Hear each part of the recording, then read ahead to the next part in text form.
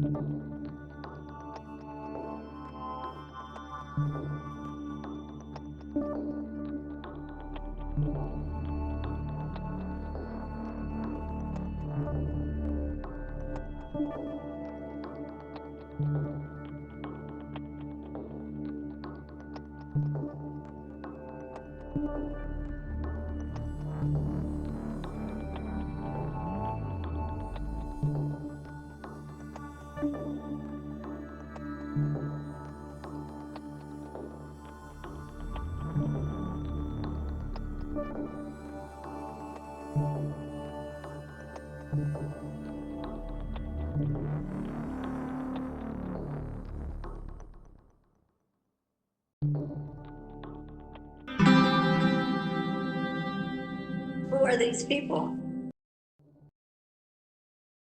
Tell you something, brother.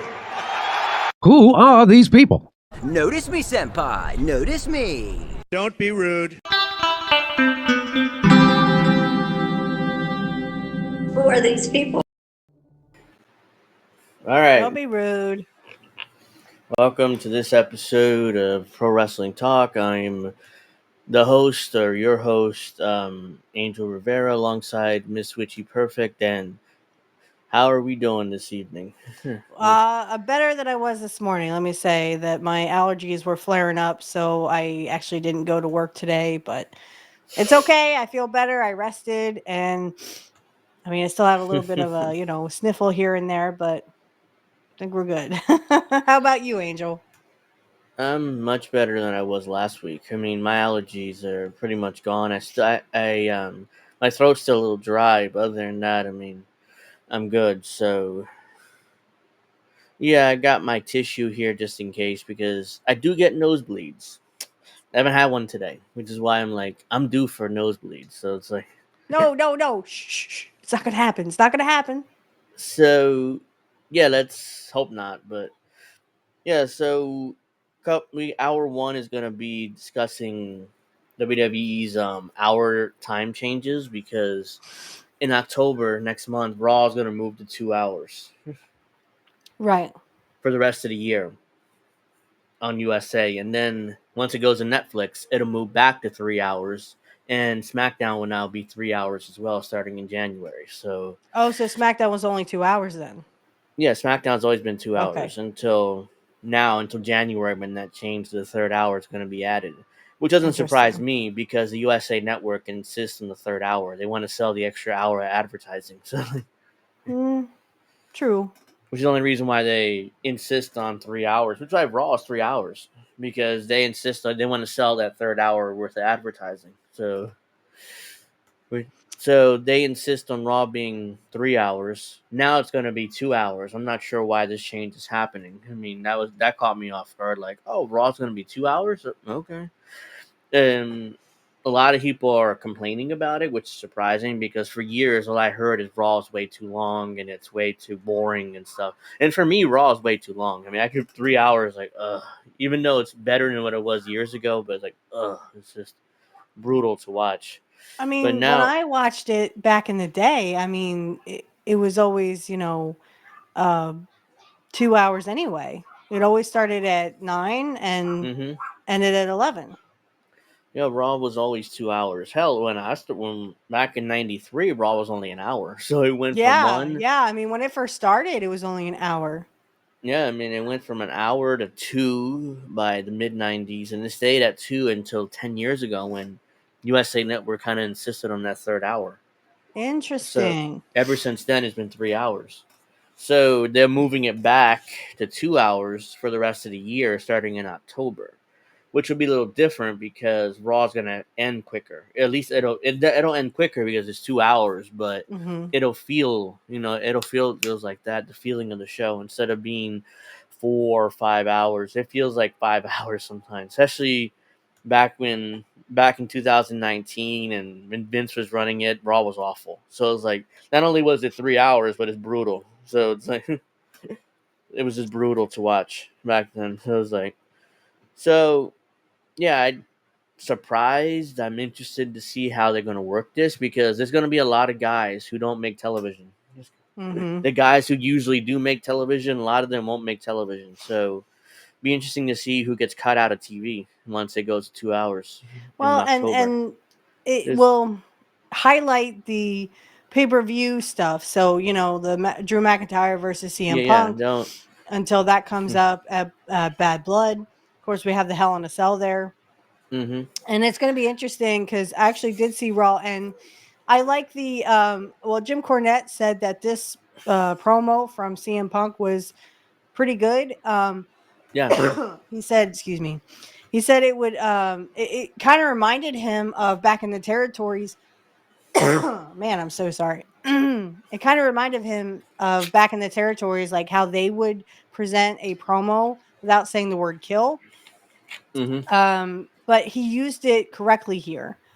So, like, they wouldn't say, "Oh, we're gonna kill anybody," because Jim Cornette was like, "Of No, course, we're not gonna kill anybody," and we wouldn't want to say that on TV. no, But you're the not. fact that he used it so correct and so stylistically here, Yeah. I like the promo. I saw it after my show, of course, on Monday nights, Black Magic Talk. No, I saw it afterwards, and I was just like, "Wow, that's amazing." Yeah. I mean, Well, McIntyre wasn't there, so he couldn't record or anything, but it's just like, you have to kill me to end CM Punk. yeah, and he was willing to. He said he thinks he has plenty more matches left, but if this is my last match, I'm willing to go out on my shield or something like that. He basically said, and if Drew McIntyre is willing to do that for me, willing to have this be my last match, his last match, then I'll see you in hell, and he Yeah, I'll walked see you in away. hell, and he threw the microphone down. Mm-hmm. Um, I give this a 5-star rating for a promo because I just think it was awesome. It's exactly what you want in a promo. You don't want them happy go lucky out there giggling and stuff. Now, this is a serious promo. This is a Yeah, serious match. This is a serious feud. So, yeah, of course, you would want to take mm, this seriousness to heart here, and CM Punk did exactly what he was supposed to do. yeah, which has made it great. So yeah, so obviously when they losing that extra hour for Raw, they're gonna have to focus on the main event guys and the angles and stuff they want to build towards pay per views. So that means a Right. lot of guys who make TV right now won't make TV. So a lot of stories are going to be left by the wayside. What they're doing, Hmm. which could be a problem, especially with guys like the American Made and Alpha Academy, their long term feud, and what they're doing with the New Day, and Hmm. they're teasing a separation there. So I'm not sure how that's going to make television. So I'm sure they'll find some way to get it in there, but it's only 2 hours, so It's gonna be So interesting to see how they do it. right, and Because they may have to cut something or make it yeah, cut short or something. I think with some of that stuff, like the promos will go on forever. they But got to cut promos. Yeah, they're gonna have to yeah, cut I it mean, down. cut promos to like 2 minutes, like it used to be, Hmm. 1 to 2 minutes. Say what you got to say, and then move on. Hmm. That's how you bring the seriousness back to wrestling. Um, so yeah, my thoughts on that are it's good. I mean, it'll be interesting to see how they do it, but I'm not sure how they're going to work this. That losing that hour, even though they'll get it back in January, and they're going to add another hour to SmackDown in January too. So that means they're going to be producing 6 hours a week of television, and I'm not going to count NXT because Shawn Michaels Okay. is in charge of that. So that's Okay. be another 2 hours, which is 8 hours. But Triple H and his staff aren't doing NXT, so that's Shawn Right. Michaels and his people purview. So really, it's going to be 6 hours of television every week, and on top of that, you're going to have pay-per-views, and not every Right. week, of course, but once a month at least. And they're also, I'm sure you heard of this, but real quick, they're going to bring back Saturday night's main event in December. Yes. Yes. This And because I like the whole fact that they stuck the older wrestling, sorry. The yeah, older wrestling in there, like people like, Hogan and Rick Rude and just and everyone who like was on Saturday night and made it a thing. And of course, they're yeah, going to bring Jesse back. Jesse's going to be the color guy, which, like I said on Twitter, I predicted this like months ago when Yeah. Jesse was teasing to the Vanguard guys, that he was Right. possibly going to sign with WWE, which Yeah. I didn't believe at the time. But I said, if he does come back, there's a deal with the NBC where they're going to have the quarterly specials again, which I assume Right. would be Saturday night's main event, which I assume Jesse would come back to be the color guy, which turns out is exactly what Exactly happened. what yeah, Yeah, I exactly what we predicted thought it months was going to ago. do. Yep. Yeah. Um well, give me your thoughts on it first, and then I'll say my spiel. When you see the commercial, when you see the initial trailer for it, they didn't show. They showed all the old stuff from the '80s and early '90s when they did Saturday Night's Main Event originally, and then at towards the end, they barely showed today's guys like Cody and Roman and stuff like that towards the end. But they wanted to focus on the nostalgia because even the ad itself looked like 1980s style music and the graphics looked like 1980s style. So they want to really bring back a nostalgia, which is why they're having Jesse do the color. I'm assuming Michael Cole will work with them, be the play-by-play, but I missed the whole Vince McMahon alongside Jesse Body Ventura. Welcome to Saturday night's main event, so that Hmm. I definitely gonna miss that. But And they were but definitely a team, because they would feed off of each other. yeah, my only concern is Jesse has never worked with Michael Cole on commentary, so I'm not sure how Mhm. they would interact with each other. It'd be interesting. I'm sure Jesse can make it work because Oh he's a yeah. natural at it, even though he hasn't done commentary in over 20 years or even Hmm. longer. But yeah, he can make it work. So yeah, I think this is gonna be interesting. To hopefully Jesse still has it and still is with it, in commentary Hmm. at least because it is I think he does. 2024. I think he does have it. When I talked to him, he really didn't remember a lot about the older times because I mean, and if you think about it, I mean, these guys did wrestle like 200 plus days a year. So I Hmm. mean, remembering every single match you were in It's for not how many, happening. like 20 plus years, you're not gonna. There's some stuff you're gonna forget. Yeah, it's not So happening. my I thoughts could on this ask. is Oh, go ahead. just as Yeah. sorry. No, go ahead. Yeah. My thoughts on this is just as you thought. I mean, they're bringing a classic back, Coca-Cola classic, as Cabela likes to say. Uh huh. They're bringing it back, and I think it's good. But on the other hand, it's not going to be the same as we all predicted because, again, this is new stars, new beginnings here. Did they say how long it's going to be? Maybe like an hour, 2 hours? I don't think they did. I didn't see Okay. that in the press release, but I'm assuming it's going to be 2 to 3 hours, and they're going to treat it like a pay per view because Okay. WWE doesn't run pay per views in December anymore. So That's right. Saturday night's main event is be treated like a pay per view. They'll build towards it, have matches towards like they're treated like a pay per view. Especially with Jesse on commentary. So Right. And to be honest, I like the fact that Curt was always on Saturday Night's Main Event as much as he could be. Yeah. They gave him a lot of exposure on there, and I think it was only like an hour, hour and a half back in the 80s. So Yeah, it this is wasn't a going to long be show either. yeah, this is going to be a new ball of wax. It's not going to be as good as the original, of course, No, because we it don't can't have all be. those old stars Yeah. anymore. Um, man, I'm sorry. Um, but I do look forward to at least seeing it because again, I love Jesse Ventura as long as he sticks to wrestling. Yeah. Um, and I did interview the guy twice for like a couple of minutes. Uh-huh. I would say he's pretty much with it. It's just like I said, there's some things that you're never going to remember as you get Yeah. older, and then you 20 plus years of 200 days plus. I had to point out to him that Curt actually faced him in '81 on the WWF, and he's like, "Yeah, I don't remember that match at Mm. all." He won. Curt let him beat him, but Yeah. it was more exposure for Curt to get on to the WWF or the WWF, excuse me. And of course, in '81, he would leave and go back to, or he would go to Portland. So in Yeah. '82, he would leave WWF and go back to Portland, or go to Portland and Yeah. stay there till '84. So I think in the grand scheme of things, I think it's going to be awesome, but I think it's going to be different, very different from what you and I experienced. And everything, that changes the world, everything Yeah. has to change. Of course, you're not going to have the Bret Harts, you're not going to have the even the Jim Anvil Neidharts, you're not going to have the Ultimate Warrior there, you're not going to have Hogan. Well, I don't know. Maybe they'll bring Hogan back for a short stint, but I it won't I be wouldn't be wrestling. surprised if they brought him back more to to cut as one of his standard brother promos, and Yeah. I don't know. that It depends on nostalgia. what Jesse does. Because remember, Jesse still doesn't like Hogan.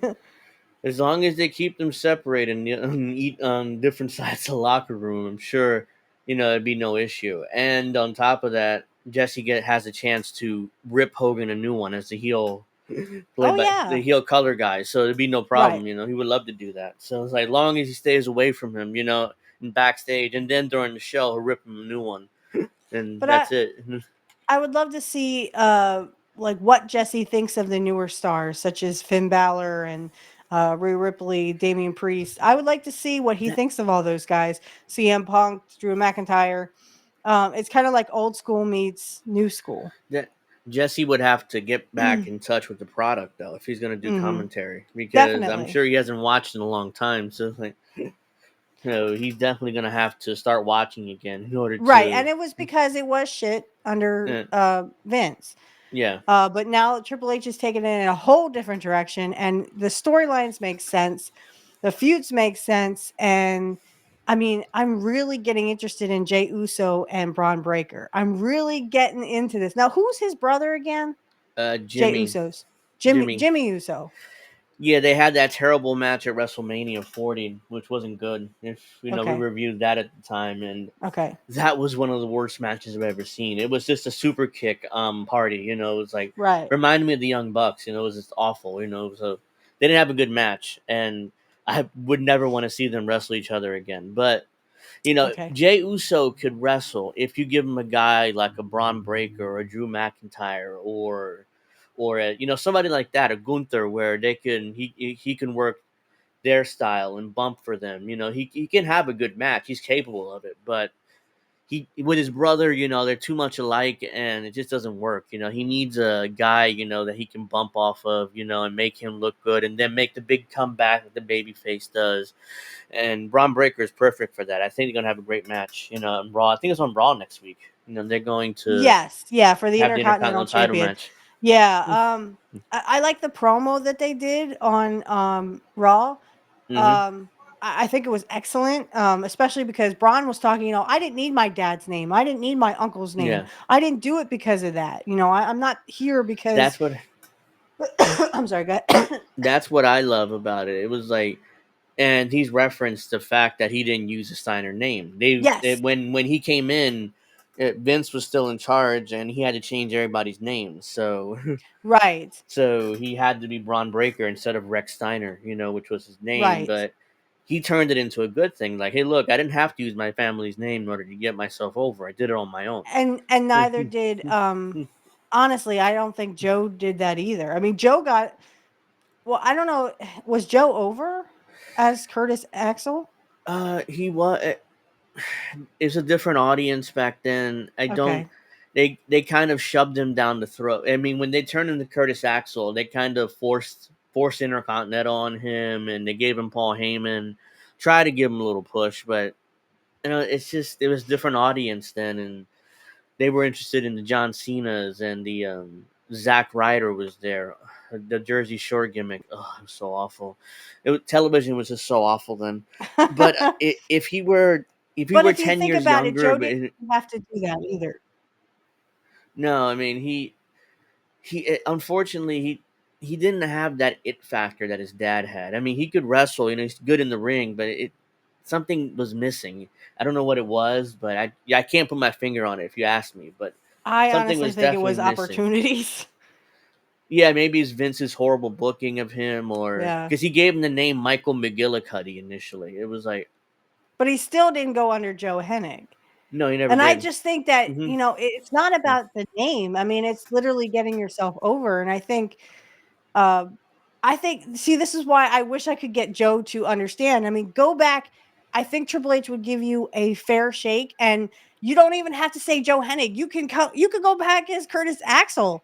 I think he would get over, and I definitely think he could With go today's go audience, one-on-one with Gunther I think he can get over. If he were 10 years or even younger and were Cody. Oh my gosh, could you imagine him and Cody? if he were 10 years younger and was coming up the system today, he could probably be like an upper mid card intercontinental US type guy.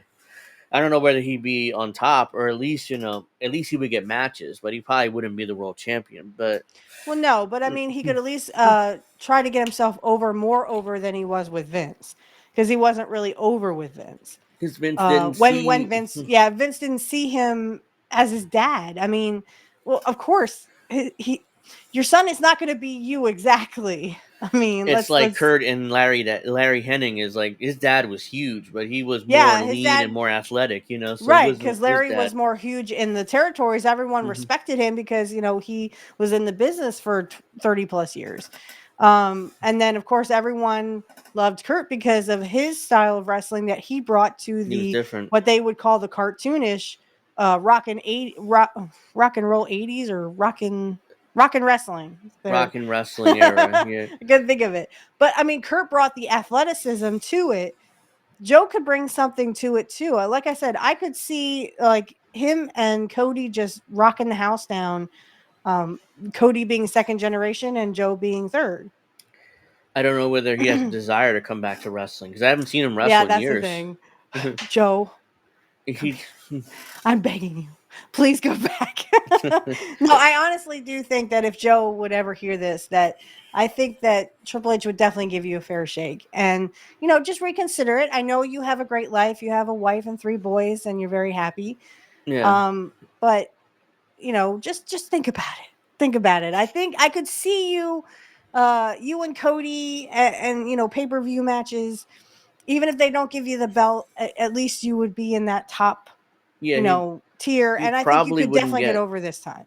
He probably wouldn't get the world title because problem is a lot of the audience may not recognize him. It's a totally different audience than when he was last there. Mhm. And that's It's good because now he can yeah, he would get get a over fair on shot. himself. Yeah, yeah, Right, he would get a with the new fairer shot audience. with a new audience, and the new audience, whether he's heel or babyface, it doesn't really matter. Was he ever a babyface that you know of, Uh, he or was came he in always the as heel? Michael McGillicuddy. He was just there for a while, and then he was a heel.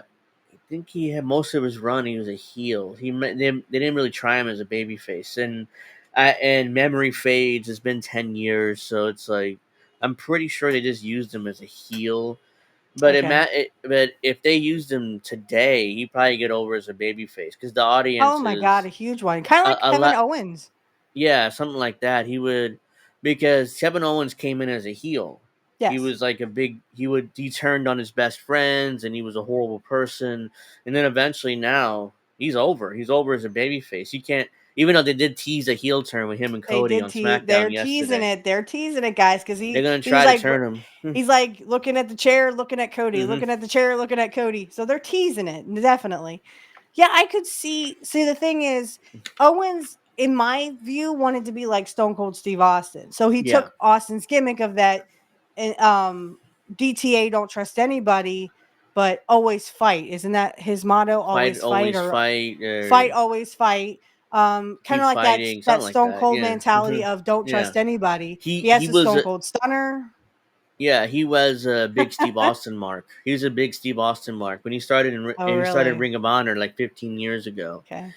and he was working with Jim Cornette in Ring of Honor. He was a big Steve Austin mark. I mean, he would see, he kind of wanted to have that gimmick and character, and Jim Cornette didn't see him that way. He saw him as just a big fat slob. So it was like, no, you're not Steve Austin. So that's why they've kind of never liked each other.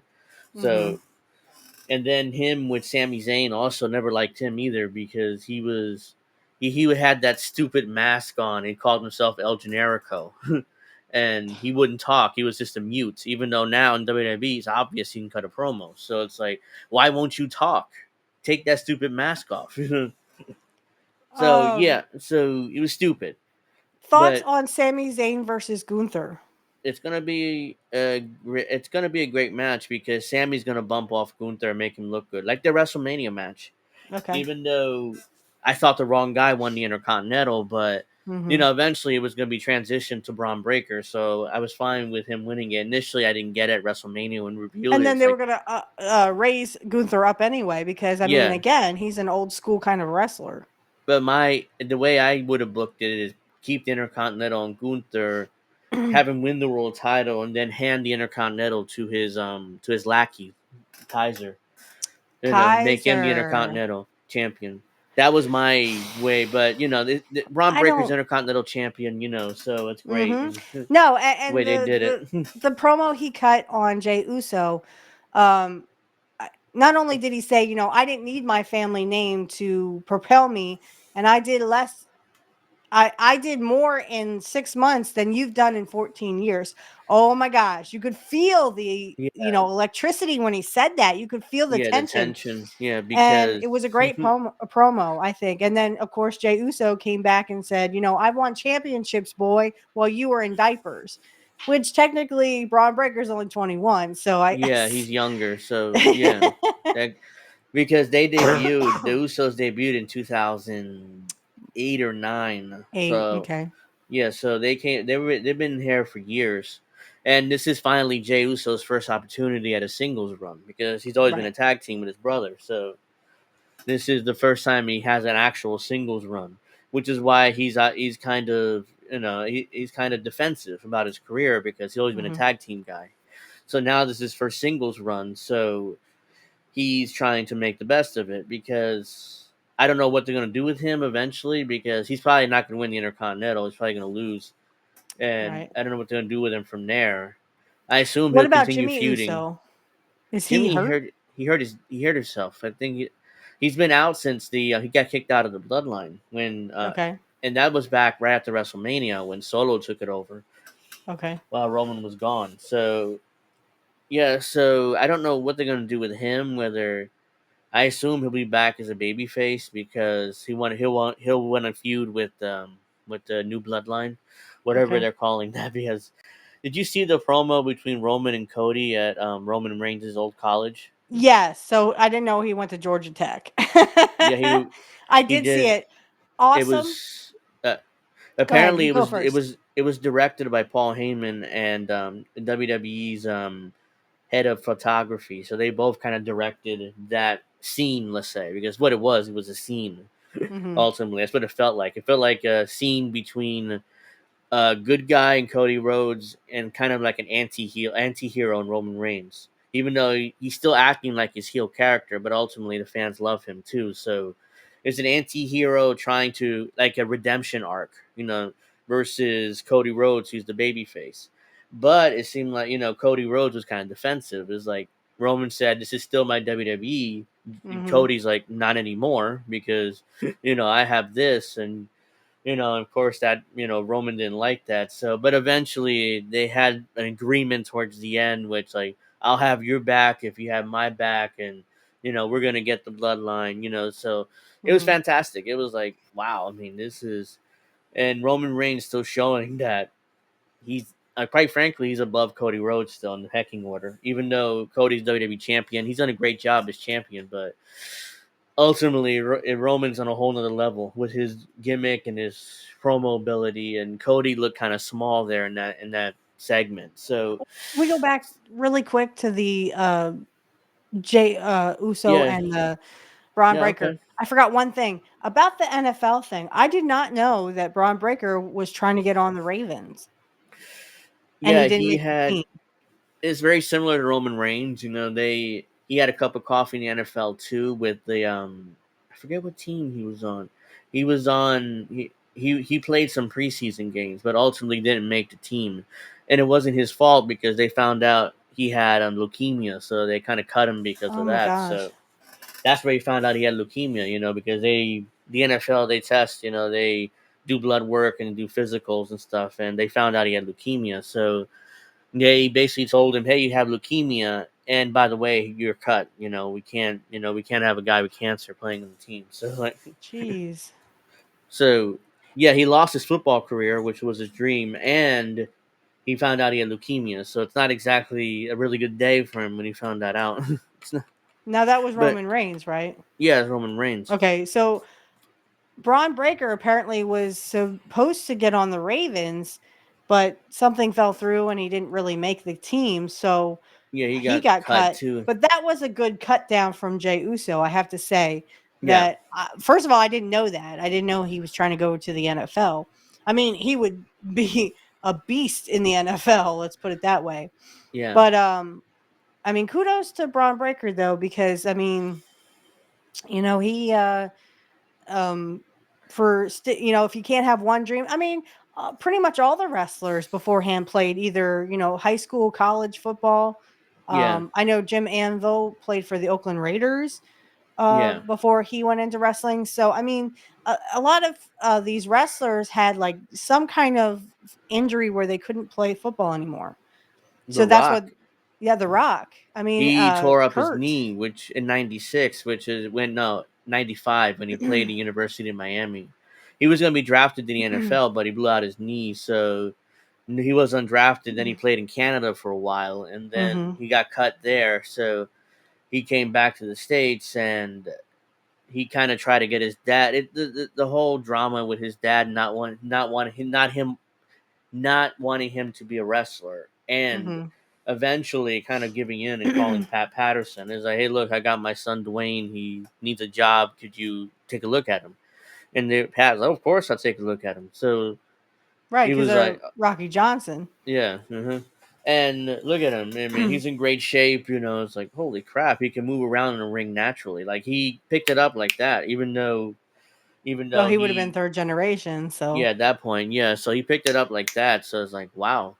And even Jim Cornette was there at the time. He said, "This guy's going to be WWE champion in 5 years, or WWF champion." He ended up doing it in 3. So it's like they put the belt on him only after 3 years. So it's like, and that's the brilliance of Jim Cornette. Jim Cornette yeah, said the same thing about Curt, said the same thing about certain wrestlers, yeah, that had it, but like Curt had a knee injury that he couldn't go back into football for.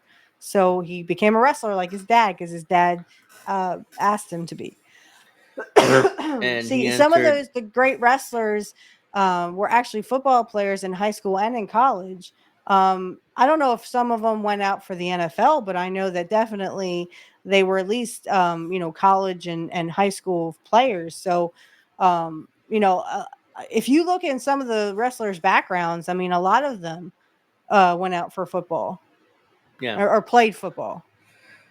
yeah, it's a natural entrance into wrestling, especially if you have, because it's athleticism. It's kind of violent the way the tackles and stuff. So you're kind of, it's a easy segue to go from football into wrestling, especially like top tier athletes who don't make the NFL.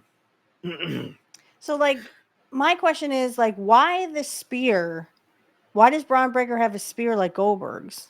Though he makes it look better than Goldberg ever Oh made it yeah, look, but I he mean, if you saw the spear, when he speared Jey Uso Monday Night Raw towards the end of the show, looked yes. brutal. I mean, the way he came I in mean, there Jay's out of like, nowhere. oh, it's like The you way, got run over by a bus. they do the way that the new camera crew does it. They do a close up of the guy there doing it. So by the time you see the wrestler roll in, it's like he came out of nowhere. It's like whoa, and it was like, He was and off it to the looks side. yeah, he was off to the side, but the camera illusion is like he came out of nowhere, like to spear Jimmy Uso.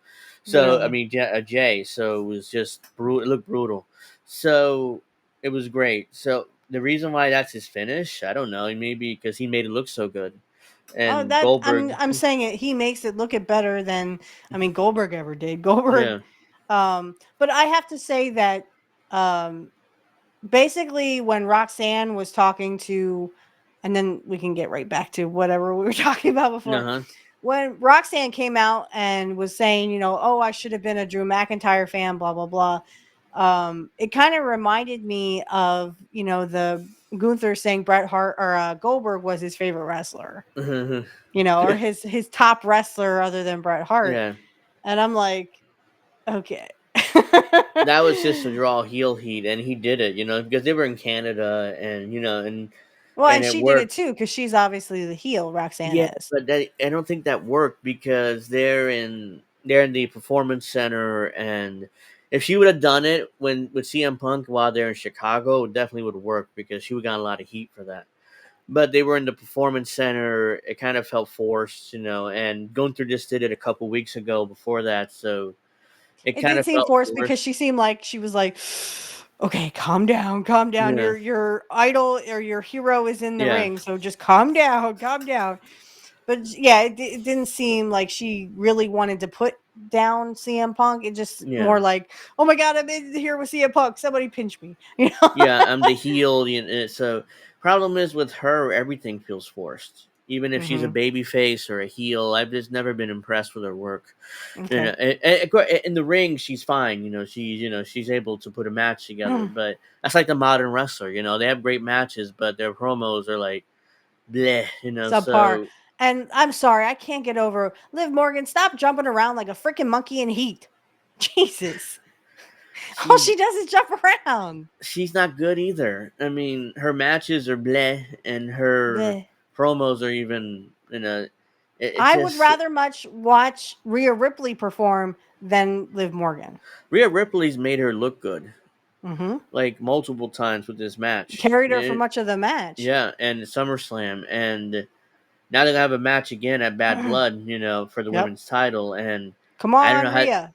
I don't know how I'm not sure where they're gonna put the belt on Rhea or they're gonna push it out towards Survivor Series or something. But hmm eventually, she needs to get this belt because Liv Morgan is just like it feels forced that she's the champion, and if the only way she can win if Judgment Day helps her, and distracts Rhea, and there's a lot of chaos. That's the only way she can win It's kind of because like the whole. It reminds me of the whole NWO where, you know, like week after week, Sting would just get him out of the ring, but then there were some times where literally they would beat up Sting and Sting would leave for a couple of weeks.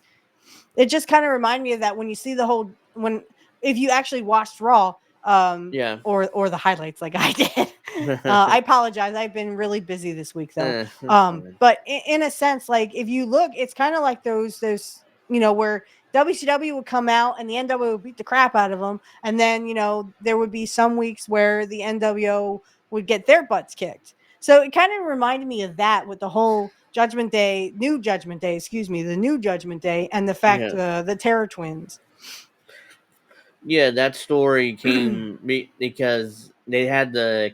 I knew they would put the belts on Liv because they would continue that story, and they had to turn Dominic on Rhea Ripley. Yeah, So yeah. that led to that.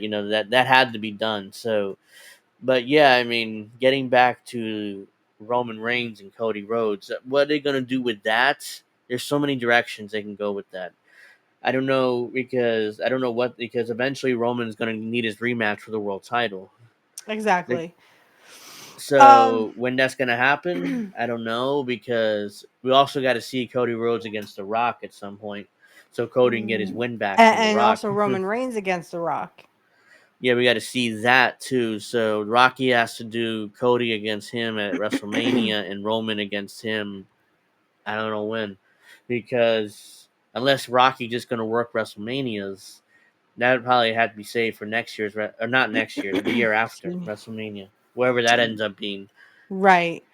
I thought 2025 was in Vegas. Next year WrestleMania is in Is Vegas. it Vegas? I thought it was It's Saudi supposed to be Arabia. Minnesota. It's supposed to be Minnesota, but the last second they moved it to Vegas because they offer more money. So of course. instead, they kind of apologize, like, look, we're going to give you SummerSlam in 2026 for 2 nights. So that's how we're going to return the So favor. Minnesota Yeah. So in is SummerSlam 2026. 2026. Yeah, and for 2 Oops. nights. So they're going to move SummerSlam in 2 nights too, like WrestleMania. Get out. Okay. Well, so here's what I thought of it. He talked about the not the MGM stadium, the one stadium there in next to the football field, or that was near it. Now it's called the what the heck's it called? I don't remember, but I know what you're talking it's about. one of the car companies, I think. Not Progressive.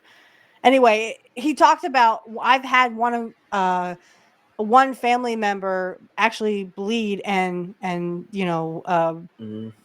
give his all in that arena. So this is not just your home. This is my home too. I thought that was excellent because, I mean, Roman Reigns makes it all about him. Yeah. And it was like, hey, I've been around here too. I've had family members in this sport, and so have you, Roman Reigns. But I mean, this is my home too. So everywhere you think is home, I've also had a home here. And Cody's had his run as WWE champion, and eventually they need that rematch, as well as you got to do Rock versus Cody, and hopefully Cody get his win back and Rocky won't pull an ego trip. That doesn't work for me, brother thing. He likes to do. So I'm more interested in the Rock and Roman Reigns. I think there needs to be a matchup with that too, and I'm interested to see where they take that. I don't know if it's going to be like just like, is the Rock going to be a big heel, and Roman Reigns be a baby face, or are they going to turn Reigns heel and make the Rock a baby face? You can tell that story in so many ways, and quite frankly, I don't know how I would even go about that, because that match wouldn't take place until 2026 at WrestleMania. And so it's a long way away. And so what you can tell that story the way I would start it, at least, have Roman Reigns lose to Cody again. And then at WrestleMania, you have The Rock lose to Cody.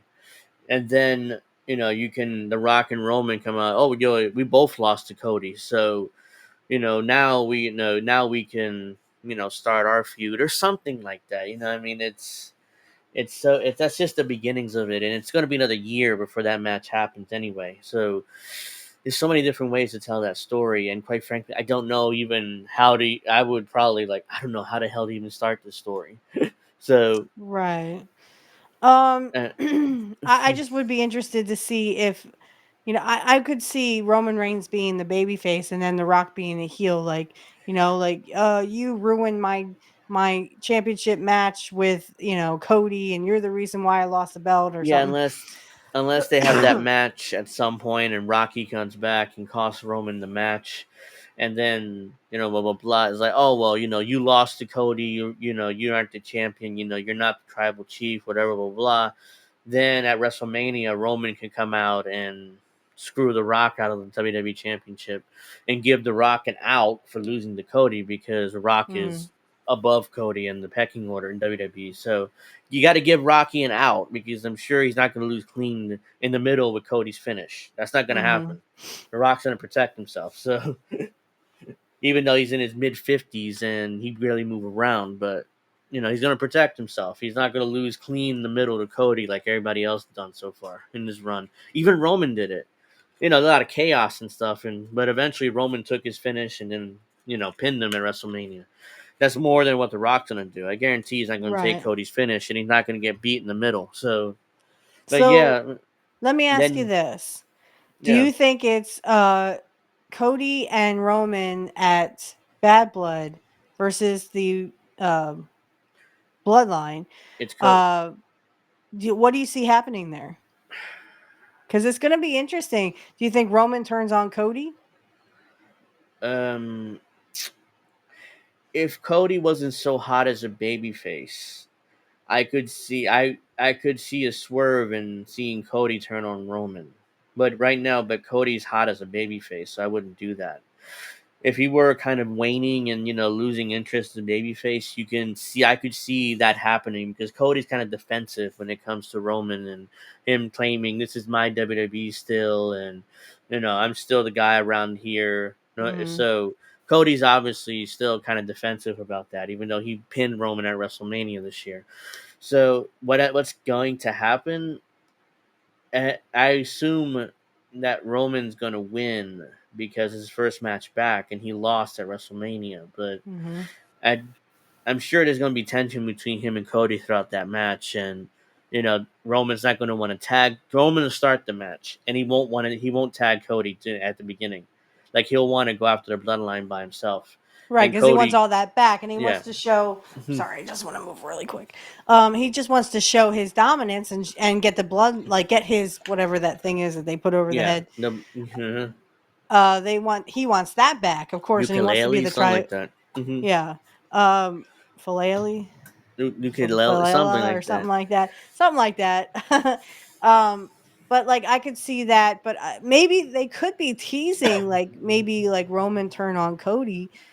Because obviously they don't trust each other, but if they could get them to tag team for a while and keep the thing between the bloodline until he turns on Cody, because once he has that tribal chief necklace back and he says, okay, I'm the tribal chief now, acknowledge me. And if they do, if like Jacob Fatu and the werewolf and all them do, that's But that could but be there, money there. yeah, but even then, even if he does turn again, the fans aren't going to boo him at this point. So him turning heel is not something. He'll probably be the anti-hero the rest of his career, but eventually they're gonna have.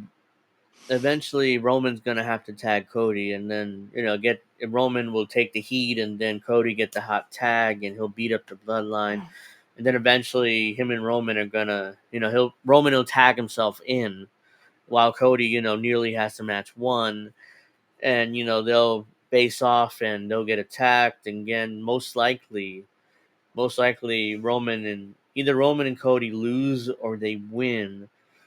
Again, there's so many ways you can go with this, because if let's say Cody loses the match and takes the fall, Roman's not going to be happy with him, so that's going to be that face off, and eventually, he'll blame him for the loss, and Cody will blame Roman because he tagged himself in, even though he had the match won. There's so many different ways they can go with this, and they're going to build up that tension to the point where it's demanding another match. Now the question is when.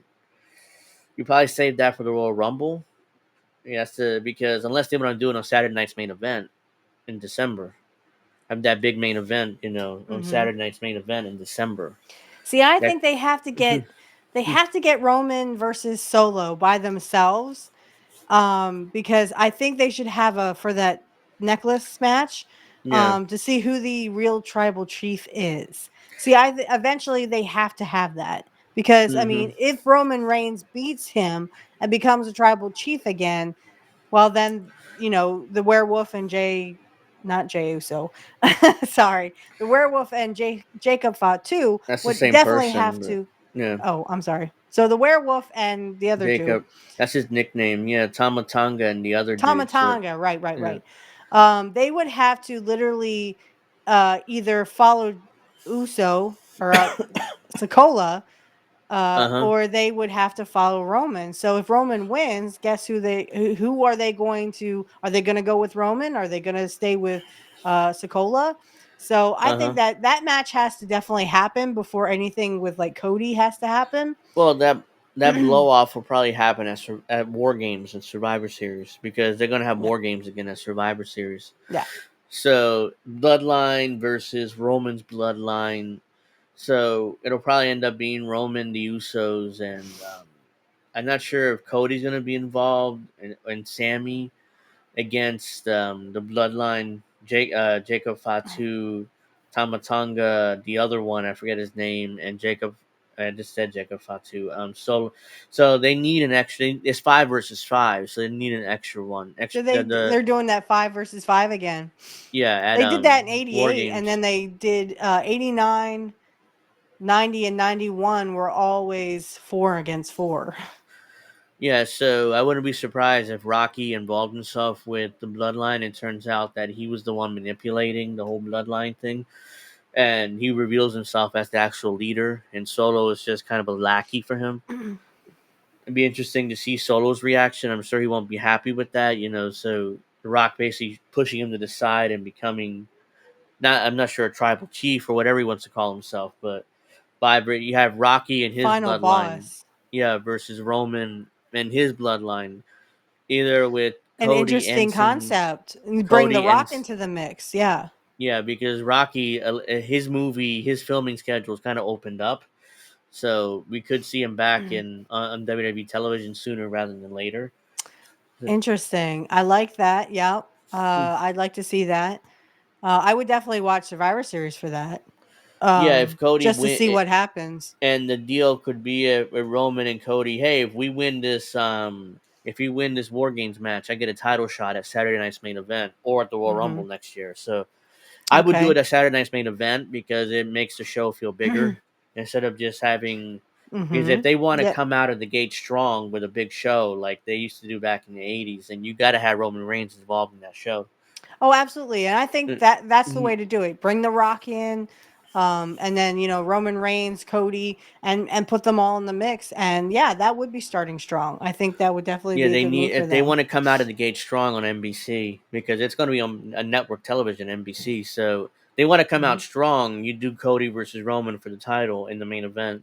Have Rocky involved, maybe in the finish or something, but because he wants a title shot too. So it's Hmm. like, yeah, so that you can set it if we win this War Games match, then I get a title shot at Saturday Night's Main Event.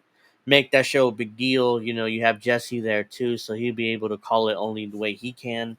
Hmm. He'll probably side with The Rock because if Rock's going to be heel, so it's like, Hmm. he's probably going to side with him. Roman's a babyface.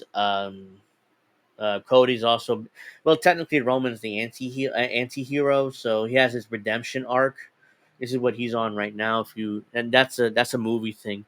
Initially when the character is at the beginning of the movie is bad, but by the end he has his redemption arc and does something good, Hmm. and sacrifices himself. That's what Roman Reigns is on right now. Kind of his redemption arc. Like if he's gonna redeem himself and do something good. So right now he's kind of an anti-hero babyface. So Hmm. like Steve Austin was kind of an anti-hero. Wasn't never really a babyface, but never really a heel either. At the beginning, yes. Yeah, he was a Yeah, heel at like the beginning, but in right. '96. And But and as he said, he wanted to be like a Ric Flair kind of heel, which was a chicken shit heel. Um, but I can. But then where do you put Owens in the mix? Isn't his contract coming up here soon, or did he his resign? contract comes out. Allegedly, it comes up at the end of the year. Okay. So he still has a few months left because, as far as I know, there's no extension yet. So Okay. I'm sure that Kevin Owens is kind of calling his buddies the Bucks, so kind of playing Oh, AEW off of please. Yeah, WWE. please don't go to AEW. Yeah, I mean, because Owens, all you're gonna do is really hurt your body and your career. So, my advice: don't go to AEW. I'm sure he'll use Tony Khan as a negotiating tool. It's like, hey, Tony offered me this, you have to come close, and and they see him at he's an important, has an important role in WWE. He hasn't been champion since 2017, but he still has an important role to play in the company, and they take him seriously. So I'm sure they're gonna increase his pay Mm-hmm. because allegedly I saw he made like $3 million this year or last year. It was last year's numbers, which is a great salary. It's not bad. Mm-hmm. I like I his mean, tattoos, to be yeah. honest. Hmm. But no, like the fact that he wants to be like Stone Cold and he has that, fight, always fight. Yeah. Uh huh. Like the Austin DTA, don't trust anybody. Um, And then of course you have Cody who's trying to act like Dusty, and so I see a lot of the older wrestlers in the newer ones. Yeah, Damian Priest has the or not the crucifix, but the what am I trying to say? Razor's Razor's Edge. Edge as Yeah. his finish. Yeah, Yeah. So I mean a lot of the older wrestlers are coming out in the newer ones. I love it. Even though I don't really like Damian Priest, I mean his stuff is okay, his work is okay, but it's not there yet. So I can't even believe he was champion for a while, because his stuff is it's almost there. It's almost He there. and his last two title matches didn't go well, so there Mm-mm. were big issues there. So yeah, it's just he has to stay away from the world title for a while, and he is, because he's busy with the whole Judgment Day thing, trying to get revenge. So him and Rhea Ripley kind of busy right now. But so yeah, so that's he needs to stay away from the world title picture for a while. But yeah, eventually, once the McIntyre Punk feud ends, I'm sure Punk's gonna wrestle Gunther.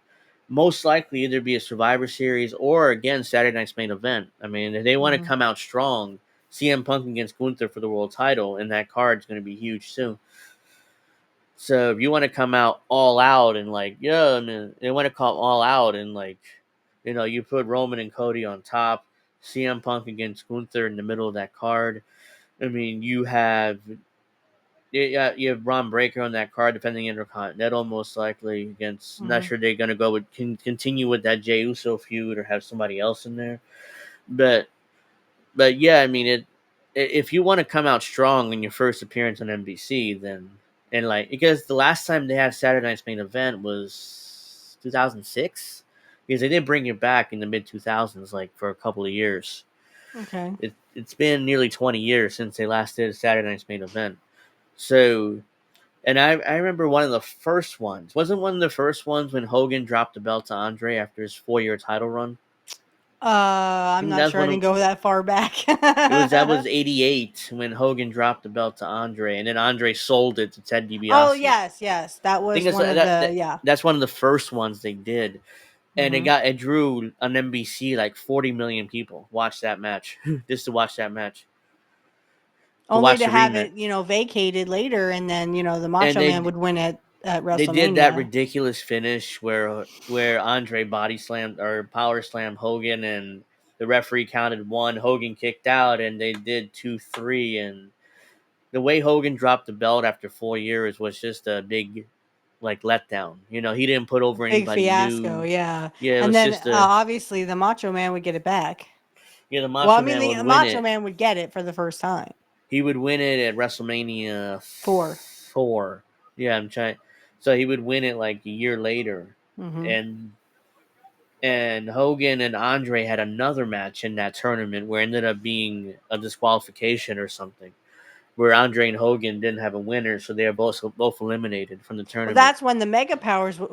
That's when the Mega Powers was formed at WrestleMania 4, and then they would split Yeah, it up at WrestleMania 5. It would be the Mega Powers explode at Trump Plaza. And no, yep, I'm not saying you should vote for Trump. You two. yeah. Trump. Um, Yeah, um, they at had Trump wrestle. Plaza, they would have the Mega Powers explode at WrestleMania 5. Yeah, and then at 4, Hogan and Andre are both eliminated from the tournament, which opened it up for a new Because it champion. was It a double was disqualification, I think. Yeah, they were both eliminated. Yeah. It was supposed to be Ted DiBiase initially, the heel world champion, and then Hogan would come back and beat him for the world title. But Honky Tonk Man refused to drop the Intercontinental to Macho Man at WrestleMania 4. So Interesting. that's what happened. To kind of placate Macho Man, they put the world title on him. So they changed the plans. To placate Macho Man, they put the world title on him instead of the Intercontinental. So And that I don't led remember if when was he wouldn't be champion until 92 when Flair would take it from him. Of who the we Macho to Man. No, Flair first became champion in '92 at the Royal Rumble when Right. Hogan Undertaker traded the belt, in November. And then they vacated the title because both finishes were controversial. So Jack Tunney came out and vacated the title, and then Jack Tunney also announced that they're going to crown a new world champion at the Royal Rumble, which ended up being Ric Flair. Which that's when Okay. he won his first world title, and then eventually he beat Savage for it. Like then Savage won it, and then he beat Yeah, Savage so for I'm it. saying that Savage had it in 88 until 89 Yeah, he when dropped it Hogan to got it Hogan in back at '89. when he dropped it to Hogan in 89 at WrestleMania 5, and then he wouldn't be champion again until 92. 92, yeah. Yeah. Because by 90, WrestleMania 6 was Hogan and Warrior. So Macho Mhm. Man was kind of out of the main event at that point. So they did, and the Well, plan was they to, were he was still with Sherry at that time. yeah, he's He was the Macho Macho King. King and she was Queen Sherry. Yeah, so that story would kind of build up over that To Miss year. Elizabeth coming back, yes. Yeah. Yeah, At WrestleMania 7 the WrestleMania next year. 7. Yeah. So they were just starting the Macho Because King I thing with remember watching Sherry. that on pay-per-view live. Yeah. And that was a tearjerker, guys, even for a 4-year-old. Yeah. So Hogan dropped the belt to Warrior, and Hogan was supposed to go away, and Warrior is supposed to be the champion, like the long-term champion. But it didn't work out because Warrior was just an asshole and impossible to deal with. So they took the Mhm. belt off of him and dropped it to Sergeant Slaughter, which led to Hogan and Slaughter at 7. And Hogan won again, became world champion again after Slaughter had it for a couple months. So it's like, because he Until was the, Survivor Series. yeah, no, he won it at the Rumble, and then he dropped it to Hogan at WrestleMania, and No, then I mean Hogan, Hogan would have it till about Survivor Series when he lost to the Undertaker. yeah, that was when Undertaker beat him thanks to Flair. Yep. Wait, I'm confusing. Are we confusing the timeline? Because he had it at well, it was him and Warrior versus. So SummerSlam 1990 was supposed to be Warrior and Rude. I wish that he had dropped it to Rick Rude in the steel cage in Philly. Yeah, That was not SummerSlam 1990, and then yeah, that Survivor would have Series been, was him and Warrior were survivors. Then the Royal Rumble 91, Hogan won again, got yeah, the because Warrior would drop it to Savage or not Savage, he would Sergeant drop it because Slaughter. of Savage to Yeah, Sergeant because Slaughter, but he didn't kick out. The Warrior was supposed to kick out, but he because didn't because yeah, Macho Sergeant Man Slaughter popped him. revealed that recently Boom. that Hogan that he wasn't supposed to be champion, and they wanted to do a rematch between Hogan and Warrior, and that's when Yeah, Hogan gets his win back from right. Warrior, and Hogan be the champion anyways. But I think Warrior was legitimately knocked out by Savage, which is why he didn't kick out. Because Warrior broke Savage's arm, and this was Yes, payback. and Savage, Uh, he Sergeant Slaughter said that, yeah, he's like, he broke Randy's arm, and so Randy paid him back by hitting him really hard with the scepter on the head. and knocked him out legitimately. So Just boom, and knocked him start out legitimately, and and he didn't Savage he kick didn't out. kick out, and the Yeah, referee counted the 3, and Slaughter was the champion when he wasn't supposed to be. So yeah. they did a quick audible and had Hogan versus Sergeant Slaughter for the world title WrestleMania, Which which I is can why honestly say that I mean, even Sergeant Slaughter was like they knew exactly they were getting death threats. They were getting. I mean, people knew where his kids were, what school they were in. I yeah, mean, because the that war was had not just a nice started. time. The first Iraq War started then, Yeah. and the country Yep. was in a total patriotic, jingoistic mood then. So Sergeant Slaughter coming out as Iraqi sympathizer, Right. that was, he was one of the top heels in WWF, because everybody wanted, and he was legitimate, he had legitimate heat because everybody wanted to kill him for siding with the Iraqis. So Well, and yeah, here's but the kicker.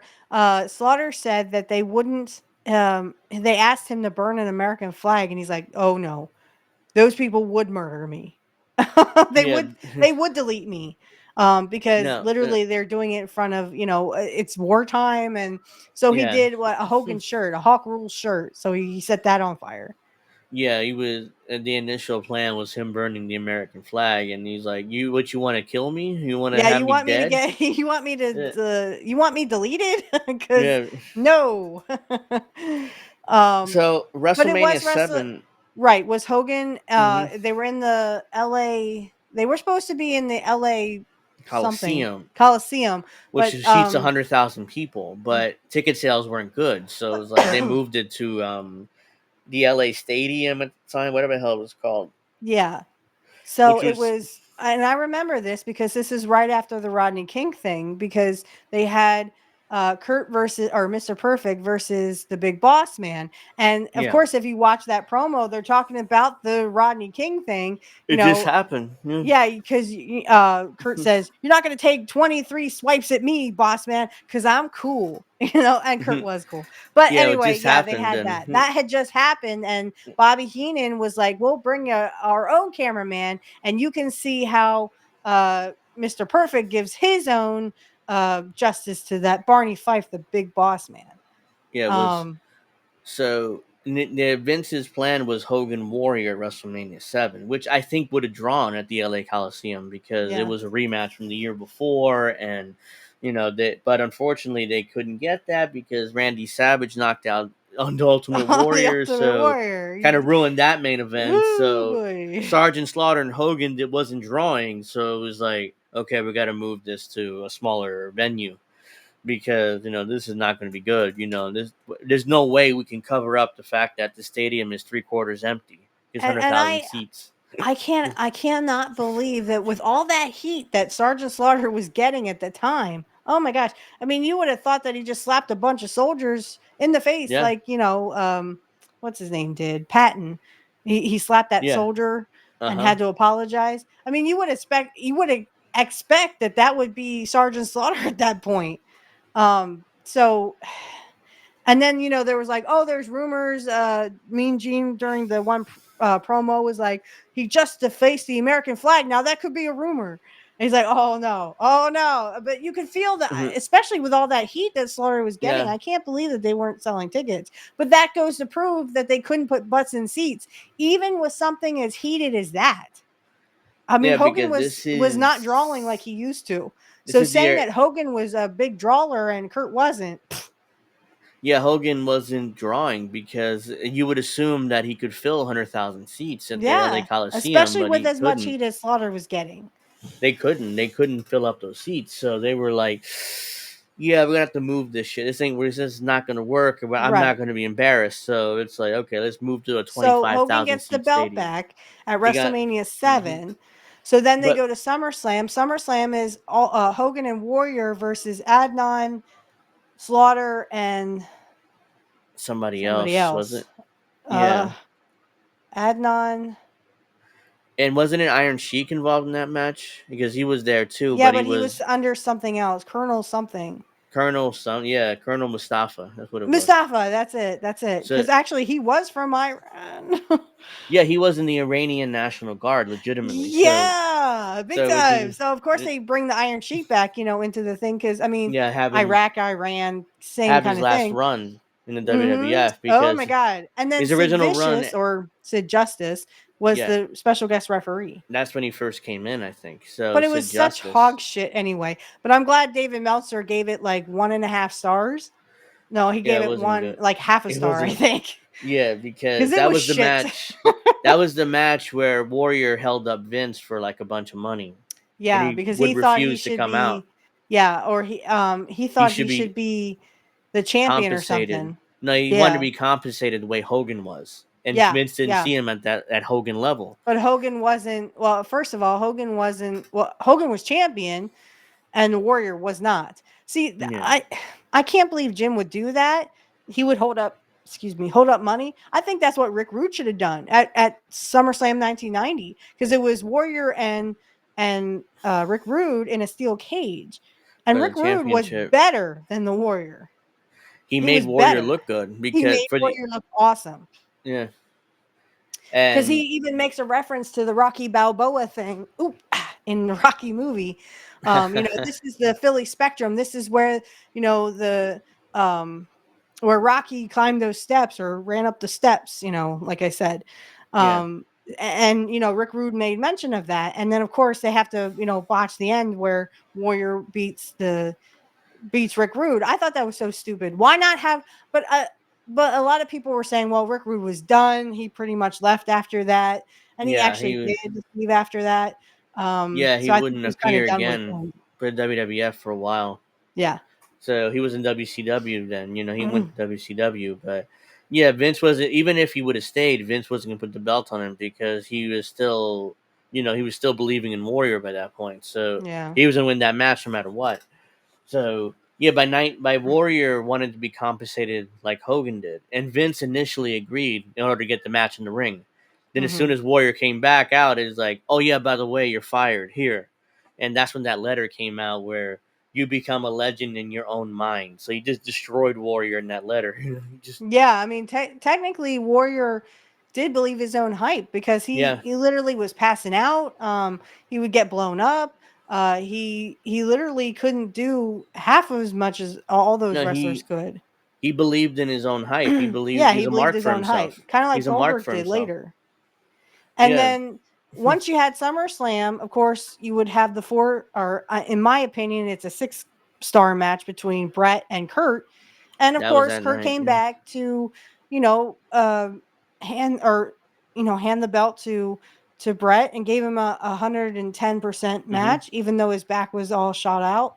That was his Um, last match for a while. He for wouldn't a wrestle while. again. Yeah. He would eventually come back at Survivor Series and be Ric Flair's executive consultant, whatever the fucking Yeah. hell that is. So A glorified manager. him and Uh, Bobby would manage mhm, Flair, by then. right. Because Bobby, when Flair first came in, he had the WCW World Title. Mhm. But at the time, Right, Flair because everyone actually, remembers at SummerSlam, Bobby would go and take that belt and show it to Hogan, and like, yeah, oh, I want to challenge you for Ric Flair, this and is the Hogan real shuts the world door on title. him. This Yeah, is the this is the real real world world's title. title, and Hogan shuts the door on him. Yeah, You because wouldn't do that if Ric Flair was standing here. Actually, I think you would, because at the I time, don't think Hogan respected Flair, and Flair didn't respect Hogan. So at that time, this is one of the last times WCW would do it, but you had to put a deposit on the belt, which was like $25,000, which is a lot of money then. And why? Jim Herd didn't want to pay Flair the money, so he's like, okay, the belt's mine, so I'm gonna take it to the World Wrestling Federation, which is what he did Wow. because the belt was his technically, because Jim Herd never paid him the money to return the belt. So it would appear in the WWF for like a month, maybe two. Eventually, Herd gave him the money, and they had to give the belt back, which is Mhm. why WCW came up with that fake world title where it was a shitty belt. If you Mm, remember, then they didn't have the big gold belt. I think it was 90 for most of 92 because Flair had it. mhm. So Flair had it because he owned the belt technically because Jim Herd never paid back the money. When Uh, he's um, so I did not know that, but I will say this: that when you get to Survivor Series 1991, which was again Hogan and Undertaker, Undertaker. and they would eventually, because of Flair's interference, and of course Curt was there too, they eventually would have, the Undertaker would be the champion for the first time, which a lot of people thought that was crap. But it was more like just, Flair trying to get back at Hogan. So Yeah. I think it was like, because the Undertaker didn't even come in until 1990. He hadn't paid his dues. He hadn't done this. He hadn't done that. And then they just give him the belt at Survivor Series 91. Well, it wasn't. I don't think it was about Taker. It was about Hogan Flair because Vince wanted that match to main event WrestleMania '92. Right. So the story was about Hogan Flair. Undertaker just happened to be there and be champion for a Mm-hmm. week because he dropped it back to Hogan in that Tuesday in Texas pay-per-view they did, which Okay. was less than a week later. So he was champion for like less than a week before he dropped it back to Hogan in that Tuesday in Fair Texas enough. pay-per-view. And But then then we they would go did, to the Royal Rumble 92. And of course, which Flair Flair would win won. that. Right. And then that's supposed to set up Hogan Flair at Right. WrestleMania 7, I believe would be, or 8, 8. 8. 8. But But then how did Savage get in there? because Hogan and Flair couldn't agree on a finish, they wouldn't, because Oh. Vince desperately tried to get that match in the ring because it's Hogan versus Flair, two of the biggest stars from the '80s. From Mhm. one from Jim Crockett Promotions, the other one from the World Wrestling Federation. So the Mhm. two biggest stars, you finally have that match to see who wins. Unfortunately, they couldn't agree on a finish. So it was Savage and Flair. So they threw out the match. Eventually, it became Savage Flair and Hogan Sid. a double main event. Right, Vince a called double it. main event, right. And I wish they Yeah. had left Curt at ringside. Why the heck can't managers be at ringside? I didn't want to look at Flair. I wanted to look at Curt. Well, there was a rule they did briefly where managers couldn't be at ringside, but Yeah, eventually they what the brought heck that is back. that? Vince, decided, well, managers can't be at ringside, That's pal. that hokey bullshit. That's Yeah, and because Flair then wanted the attention to be on him and not Curt. Because yeah, Curt so made let's just when Curt became the executive consultant for Ric Flair, he made Flair look good. That was the point yeah, of being the executive consultant. I mean, you had to yeah, make your star look good that you're managing, so to speak, and that's why Bobby the Brain Heenan always made his guys look great. Because he was a manager, a great heel manager. And if you had Bobby at your side as a manager, like Curt did eventually, you made it as a heel. So that's like your moving up to the stardom, I guess you could say. But I mean, honestly, I think that it was just stupid, because I mean, obviously not Curt, obviously Flair had jealousy when it came to Curt, because I mean, yeah. he could have said, well, Kurt's stealing my heat. That's the point, Flair. That's the point. Mm-hmm. You're supposed to get your heel manager supposed to get some heat. But Yeah, I think that's what happened. yeah. So Flair and Hogan couldn't agree on a finish because I'm sure Hogan wanted to drop the leg 1, 2, 3 and beat Flair again, but Flair wanted to be a champion longer than 2 months. And Mm-hmm. Vince had incredible respect for Flair, even though he never worked for him. So ultimately, he just scrapped the match because they couldn't agree on a finish, and he really didn't want to force it on them because he could have Mm-hmm. very easily said, "Look, Hogan's going to win or Flair's going to win. Hogan will do some sort of Curt Hennig will interfere and cost you the match, and at That's what least they they did have at the match." SummerSlam. They Yeah, they were trying to pretty much Savage got the belt back, and he I don't know if he got the belt back, but I think he did get the belt back. no, Savage got Savage. the belt back Yeah, he had to somehow, and because then it was him and the Ultimate Warrior yeah, and then at SummerSlam, eventually and it then would they be were trying to Flair. pit one against the other because they Hmm. were trying to say, oh well, the Warrior was talking to Ted DiBiase and wants to, someone to interfere, and he wants us on his side or something. And then they said the same thing about Savage. Oh, Savage wants us on his side, so he Hmm. paid Ted DiBiase, or so they were trying to pit one against the other. So And then then after eventually, SummerSlam, and Curt would end up, beating both of them up anyway at SummerSlam. So then Survivor Series was supposed to be the Ultimate Maniacs, which is Savage and Warrior, but then Warrior got popped for the human growth hormones. yeah. So I know Savage had it, and at some point he dropped it back to Flair after To Curt Flair, Hennig right. screwed him. Because So that was Flair, on my X thing where Kurt's uh opening a huh, bottle of champagne and yeah, he's all hyped up for, that Flair won it back. And then, of course, sort of towards the end, he drops it. And then so Survivor Series comes in, and then they turn Curt babyface because the Ultimate Warrior was out. He got fired for human growth hormones with Davey Boy yeah. Smith. So they were both out. So then they turned Mm, Curt babyface and made it Savage and Curt because by this point versus. it's 92 ish, and Vince just had a Mhm. steroid trial. So they Right. had this ridiculous like drug testing program, which they tested for everything. Once they Right. found that human growth hormone, him and Davey Boy Smith would be gone. So Davey Boy went to WCW, and Warrior came back again. I think what was it? I think a year after that, wasn't it? Or did he? Or did he didn't come back till '96 Yeah, he didn't come back till 96. when he had that last run, and it was terrible. Well, by that point, WWF had changed. Austin was around, He and came back too late, but then in 98 he would come he would come into WCW which was another and disaster. was a Which was disaster. Everybody hated it. yeah, And they changed the because NWO to the One Warrior Nation, One Warrior WN. Nation. Yeah, and Bischoff says this Warrior's first promo, it was supposed to be like 10 minutes. He went Mhm. 25 minutes rambling on about who Rambling knows on what. about nothing. Yeah, and Hogan and Bischoff were like, what the fuck is Well, he and then Hogan doing? comes out there and goes, dude, I thought you were dead. Uh-huh. Oh, And then that's a heck of a thing to say, Hogan. they did that stupid angle where only Hogan would see Warrior in the mirror and nobody else could see him. Right. Even though Did you clearly he see was that? there. Tell me you saw that. Like, no, no, no. And the rest of the guys couldn't see it. It's like, that's stupid. He's obviously behind him. And the other guys, they have to act like, he couldn't see him. I assume that had to be the Hogan idea, because Hogan had created control. So Yeah. that had to be his thing, he, for some reason. Or him and Warrior might have agreed on it. I don't know, because I assume Warrior had some creative control as well, because they paid him a lot of money for this one match. Mm-hmm. And of course, Hogan got his win back, and you never saw Warrior again. Are we gonna go over to Rumble, or are we gonna skip What? Rumble for today? Rumble only. It's 9:20.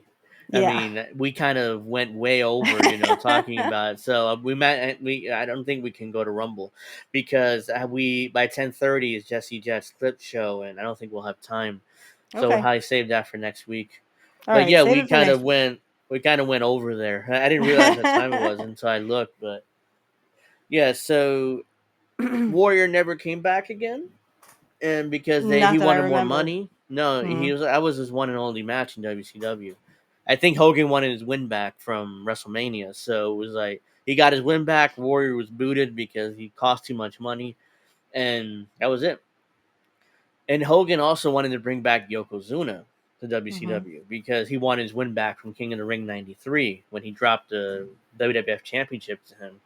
Even though Yokozuna by then was morbidly obese, he's like 700 pounds. He could barely Yeah. move. Yeah. So Hogan He wanted wasn't him to good. come in so he can get his win back, which would have been another terrible match because Yoko can barely move by that point, which is why he got fired from WWF, because somehow he managed to gain weight while he's at Duke University in that weight loss program. Really?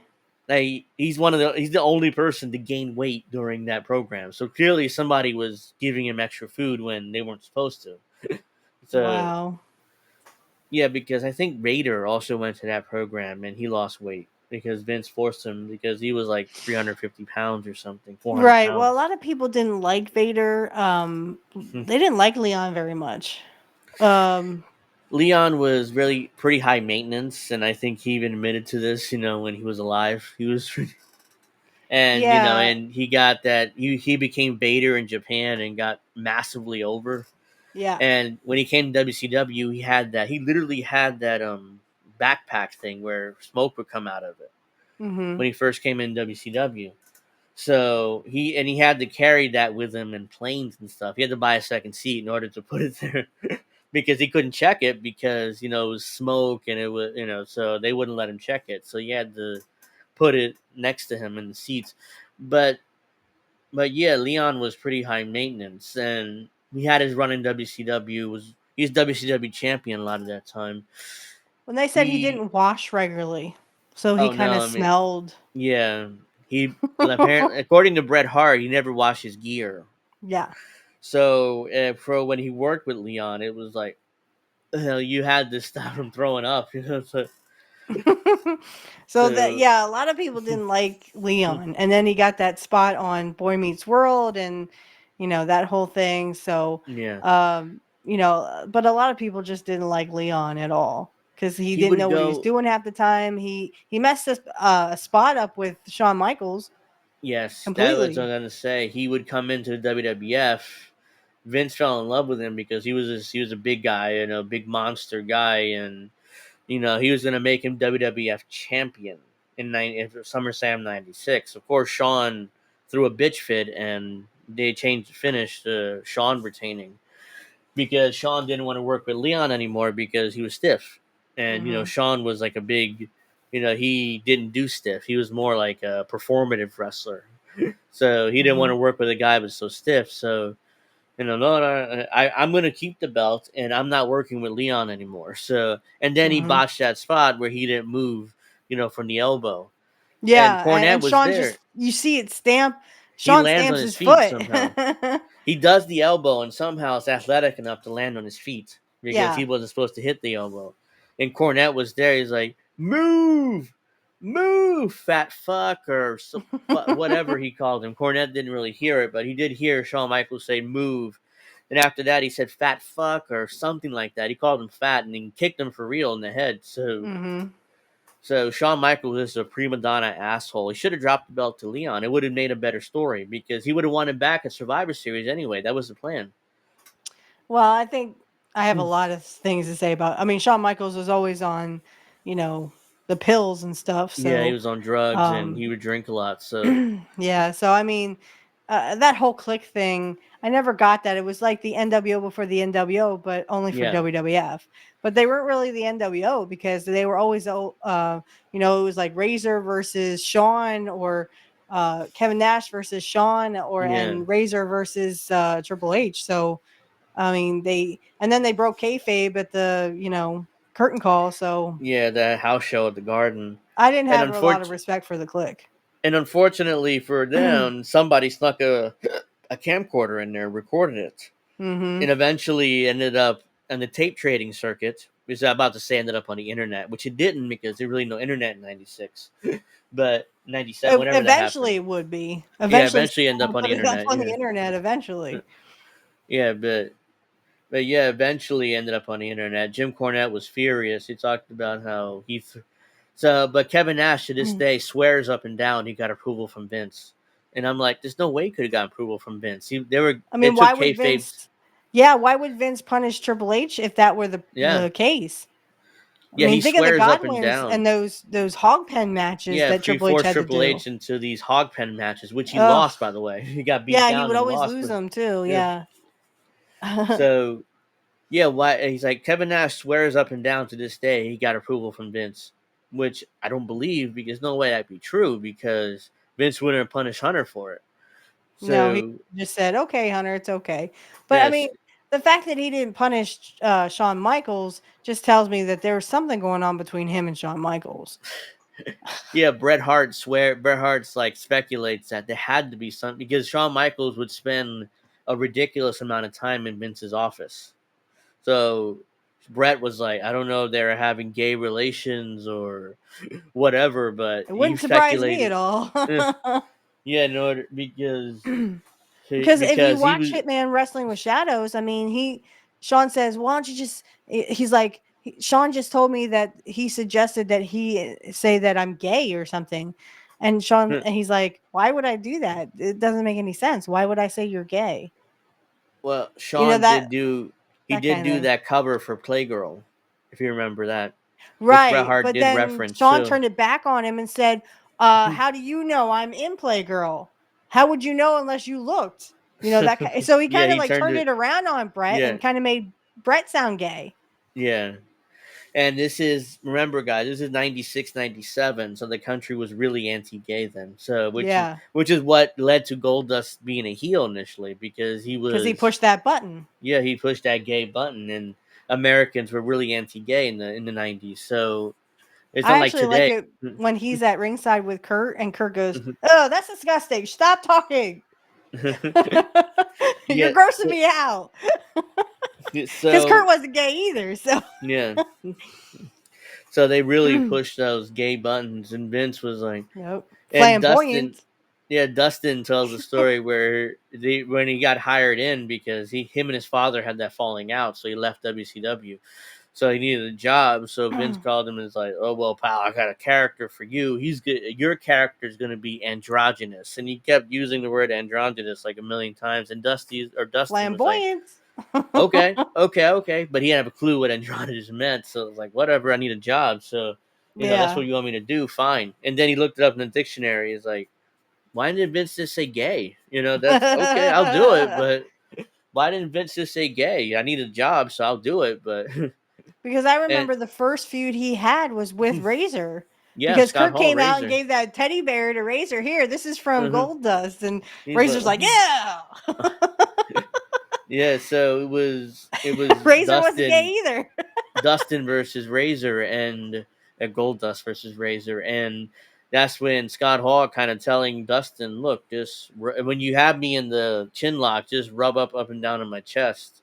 And We'll he get was some like, heat that way." ah. And then Razor being the machismo Cuban guy that he was playing, Right. would lose his mind over it. I asked someone, what the heck is machismo? And they said testosterone. I went, oh, okay. Yeah, and that's it's that Okay. Cuban Latino type of testosterone thing. So yeah, Scott Hall was playing a Cuban guy, even though he was not Cuban, but he I didn't. like it. I like the the 93 promos that Curt would do. He's like, "You're oozing something, and what you're oozing stinks." Yes. So yeah. So let's see. So that If I could was. just mention really quickly, I did not know this. I might have mentioned this before, but I saw it recently, um, and I just can't believe it. So I was going through X, and there's this Tom Green gentleman who I follow, and he told a story about the Hog Wild 1998 pay-per-view for WCW. Oh yeah, I think I've It, seen this. it Go, was but finish it. awful. It was awful. They had the Jay Leno kind of wrestling. He mentions Oh that. yeah, that But tag he team also match. says that the concert, there was supposed to be a country music concert, and I can't believe they did this in '98. They should have waited till '99. Yeah. But I kind of see why they did it in '98. So this was before the West Texas Rednecks and Yeah, before the this would Chad be. Brock stuff. This. Apparently, I did not know this, that Travis Tritt was holding up the show.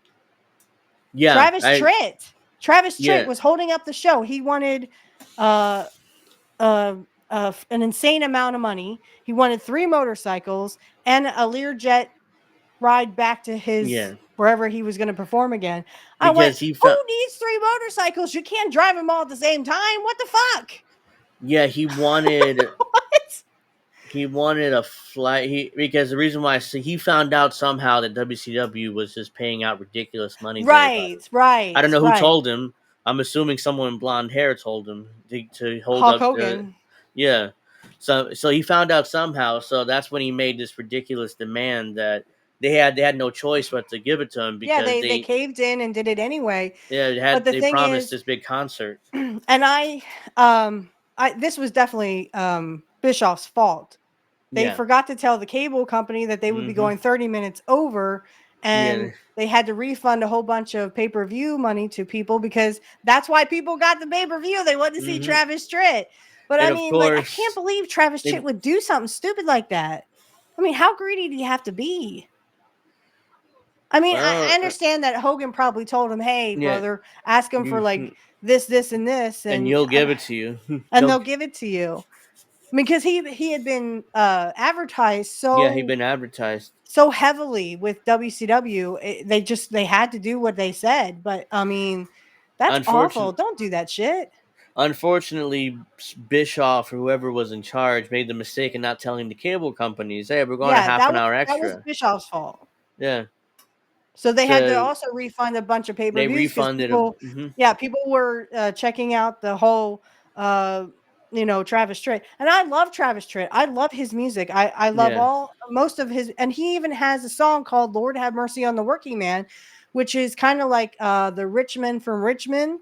yeah, It's literally like that song. He talks about how the poor, some of the lyrics are, "Why is the rich man busy dancing while the poor man pays the band?" That's some of the lyrics in that song, and I love that song because I mean, it literally, we should use it as a song today.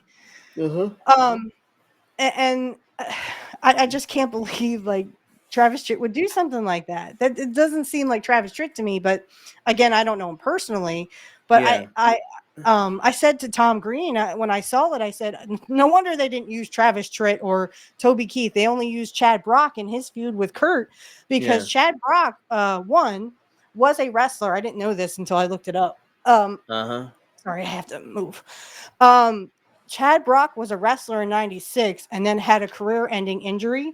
Yeah. And he couldn't be a wrestler anymore. So he actually went into the music business. He had a song. It was called "She Said Yes," or I think it was just called "Yes." Yeah. I didn't really like that song because I did listen to country and I still listen to country, but more of the like the '90s country I grew up with. And so I knew who Chad Brock was. But then when he came out with "Lightning Does the Work," which I love that song. It's like the only Chad Brock song I actually like. They did it while he came out with that song while they were doing the feud with Curt Hennig and the West Texas Rednecks. But I mean, no wonder they didn't get a top star because Chad Brock was still trying to make it in the wrestling business. He only had like one other hit. Yeah. I was surprised that they didn't get someone like Travis Tritt or Toby Keith even. Toby Keith was best friends with Jeff Jarrett. So I'm Yeah. really shocked that they didn't get like Toby Keith to do a feud with. But this But I guess they is just couldn't do it because the budget just wasn't in there. yeah, this was 99, and by this point Mhm. Turner was really slashing WCW's budget. Yeah. So yeah, so they couldn't But get a I would have Toby loved to Keith or seen Toby anything. Keith Yeah. versus Kurt Hennig. They couldn't I'm get a sure Kobe Kurt would be like, Keith or yes. yeah, they couldn't because the budget wasn't enough. And even though Toby Keith was a big wrestling fan, but he wouldn't come in Oh my God, was he for ever? He nothing. was Yeah, on TNA for heaven's yeah. sake. In fact, there was Um, this. I saw a story about how Toby Keith nearly bought TNA, like in 2015 or really? 16. Yeah, him and Jeff Jarrett tried to buy TNA back from Dixie Carter, and they turned him down. Eventually, it was sold to Anthem Sports, which is still Yeah. around right now. And I but didn't know. yeah, I he didn't was a know huge that. wrestling fan. Yeah, he Oh tried to yeah, buy TNA. Toby Keith, the hugest. I mean, and him and Jeff Jarrett were like really close friends. I didn't find Be- that out until recently. Toby Keith passed from yeah, cancer, cancer. Yeah. and they talked to Jeff Jarrett, and Jarrett's like, I miss him every day. I'm gonna miss him, until this wound heals. And I actually started to cry because, Hmm. like, I didn't know Jeff Jarrett and him were that close. I mean, that's wild. Yeah. But if I could ask Curt one question, I think it would be like, what was it like to work with Chad Brock, knowing that he was an up and coming star and he had been a wrestler Yeah, he beforehand was. for WCW, and I mean, what was it like to work with Chad Brock and have that little feud? Because it was like, oh, Curt was after like he did Lightning Does the Work, and they don't show this Hmm. on Peacock. I don't know why. Maybe they couldn't get the rights to it. Yeah, they probably couldn't Lightning get the Does the Work. rights. So he did a little concert. Chad Brock did a Yeah. little concert, and then Curt was supposed to come out and be like all kinds of jealous. How dare you come out here on, when we have the rest X's rednecks and blah blah blah blah blah. Yeah, Um, they probably couldn't get the rights to air his music, so they kind of cut that out of the but I'm still going to Peacock sing showing. it. I just couldn't find a karaoke version of Uh-huh. uh of the Rap is Crap. So I definitely will do that for Rumble. I just haven't gotten around to it. I've been like Oh, so okay. busy. Yeah, so yeah, that's just, and I just wish that WCW because WCW was doomed from the start. I mean, Turner hated Turner executives, I should say, hated I was WCW gonna to the say Ted point Turner, where I think, was a huge no, wrestling no, yeah, fan. because he built the Turner networks on Right. wrestling. Mm-hmm. I mean, he had Georgia Championship Wrestling. He had Ole on initially. Then the whole drama with the Black Saturday, where it was sold to Vince. Vince promised Ted Turner an original show, and of course, gave him a shitty clip show, which Yeah. nobody wanted to watch. So it was like, okay, either you sell this time slot, or we're going to cancel you anyway. So he sold it to Jim Crockett, and Jim Mm. Crockett, and ironically, that money was used to fund the first WrestleMania. So Right. Get ironically, out. Jim Crockett, Wow. gave money to Vince, which was used to finance the first WrestleMania in '85. So Right. Well, I Vince did see turned it into a positive, his and failure. that was good for Vince, not so Yeah, much for Turner. I no, did see an interview with Barry Windham where they talked about like uh working with the Master P and the something soldiers. I forgot what they were the called. Masterpiece Soldiers or Yes. something. So I um wasn't really watching WCW then because it was terrible. So oh, I hey, was. Cowboy, thank you Hey, for joining cowboy. us. We were talking CBC yesterday. voter, thank you for I'm joining us going as to well. wrestling. Yeah, so I'm not. Hi, CBC. And hi, Yeah, but Cowboy Kitty. We were talking yesterday in the chat. But yeah, yeah, like Barry Windham admitted, and I'm sure Curt would admit this too, that I mean those soldiers were stiff. They didn't know how to wrestle. They just wanted. I think a lot of them got nervous because they didn't know yeah, how to wrestle. And you had Curt going, just calm down, guys. Just do what we tell you, and you'll be yeah. Just fine. follow our lead. We've been But in that this was business for the years. if it see, I wish they hadn't put Master P in there because he didn't know how to wrestle. Just put the Conan and the Rey Mysterio in there because Yeah. they did know how to wrestle. Mm-hmm. Where Master P and their something soldiers, they couldn't wrestle out of a paper bag. So I mean that I'm was like, awful. I watched that. I kind of was watching a little bit. I wasn't as like, why? I know Master P was he was kind of like big in the late '90s, and they Yeah. wanted to use a big star, but why put him in the ring? You know, Well, have him see, on I the didn't know. outside. I don't like rap. I mean, Yeah, he Curt was. admitted on an interview that once I hit 100K, I'm at 81,000. So keep it up. Once we get to 100K, I will literally not show it because it's all audio, but we definitely will hear the interview where Curt says, you know, I love all music, but they just needed something to their rap. And I was, you know, he loves country. Yeah. Everybody knows Curt Hennig loved country music. Yeah.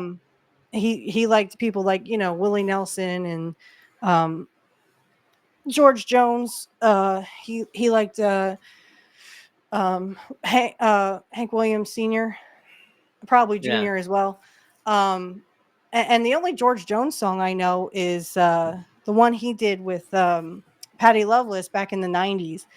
And there's a Willie Nelson song I really like. Willie Nelson did a song with Toby Keith. It's called Beer for My Horses. If anyone knows that song, it's awesome. It's an awesome song. But yeah, Willie Nelson would eventually come back, and he loved Willie Nelson too. But anyway, Curt, yeah, like Curt wasn't too fond of it. If you listen to Conan, I've asked Conan this question.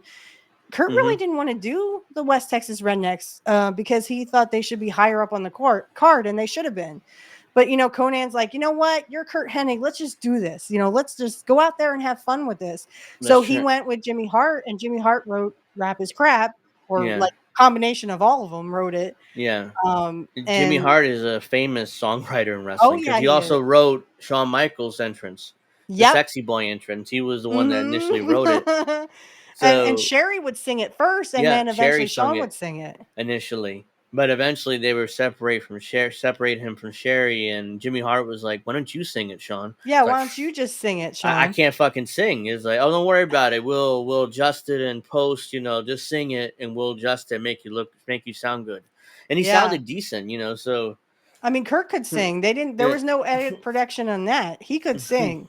Curt could definitely sing, and he does sing Rap is Crap. And then there was another song that they did, The Good Old Boys. So they would actually, and then of course Hogan would come and say, well, I can't follow that, brother. Yeah, that's because you suck, Hogan, and you weren't drawing. Well, the West Texas Rednecks were. By 99, Hogan was pretty much washed in WCW. Yeah, even though he came back as the old school babyface Hogan with the yellow trunks, right, but with the yellow and by 99, red. But eventually by 2000, he'd be gone by Bash on the Beach 2000. That whole drama, which is so would Curt, yeah, because I mean he would eventually come back because Hogan would save him from or would come out and save him from Flair and Luger, who were heels at the time. So it was Flair and Luger were heels, and they would pretend to break guys' arms. So then they would have and then Hogan would come out and do this promo. When him and I ran the NWO like a bunch of thugs, blah, blah, blah. He would eventually come out and help Curt. Hogan forced Bret Hart into a tag team. I remember because him and Hart teamed up. Him and that when they turned Sting. Yeah, heel. Along with Luger. Yeah. Yeah. I'm like, I'm sure Bret wasn't too fond of teaming with Hogan. I don't want to be dragged down to your level. You can't even sell anymore. Yeah, he teamed with Hogan, and Hogan forced himself into a lot, especially towards the end of WCW, and the whole Bash in the Beach 2000, where he wanted to win the belt from Jeff Jarrett. So, and again, I never saw Jeff Jarrett as a main eventer, even like really. Jeff Jarrett's the world champion. About TNA. Like they gave the belt. Jarrett gave the belt to himself, but then he wouldn't give it to anyone else. Like Curt. Basically, he was the promoter's boy, you know, because Jerry started TNA in order to, you know, give Jeff his job, because Vince fired him infamously in that that last Nitro when Vince was watching, and what did he say? Jeff Jarrett is double G, double O, double N, double E gone. So he fired him live on television. So he did that for all the guys like Goldberg. He said Goldberg and Chris Benoit and Dean Malenko and Rey Mysterio. And then they ended up all going to WWF anyway. Benoit, Guerrero, Dean Malenko, and Perry Saturn came in before WCW closed. They were the Rascals. Yeah. But the rest of them wouldn't come in until later. Rey Mysterio came in a couple of years after WCW folded. Oh, Goldberg would too. I see. I didn't like what I didn't know this, but eventually I would look it up. Perry Saturn was in the military, and the stupid storyline with him wearing a dress. I don't know who the fuck made that. You should be That shot in the was head because literally that that's not okay. That was that bullshit. was punishment because Perry Saturn had a match with a job guy on Sunday Night Heat, and the jobber didn't know what he was doing, so he was stiff In Saturday with night. Perry. Yeah, and Perry was stiff back, and eventually he would shit can him out of the ring, and he landed right on his head. So he had to So wear a dress for that? yeah, apparently that was his punishment. He would have mop, he'd fall in love with the mop, and he had to wear a dress. So this is Vince in 2001, 2002, which he was at his worst then, so giving shitty gimmicks out. So that was a punishment for doing that to a job guy, basically treating him like a piece of shit, which he's supposed to put over Perry Saturn, and he didn't do a good job of it. So eventually Perry got angry and eventually would shit can him out of the ring, and he landed on his head. So I think that jobber may have sued Vince. That's why they kind of punish him over it. I think you mean WCW. Yeah, he Yeah, it might was have a sued WCW Vince. thing. Yeah.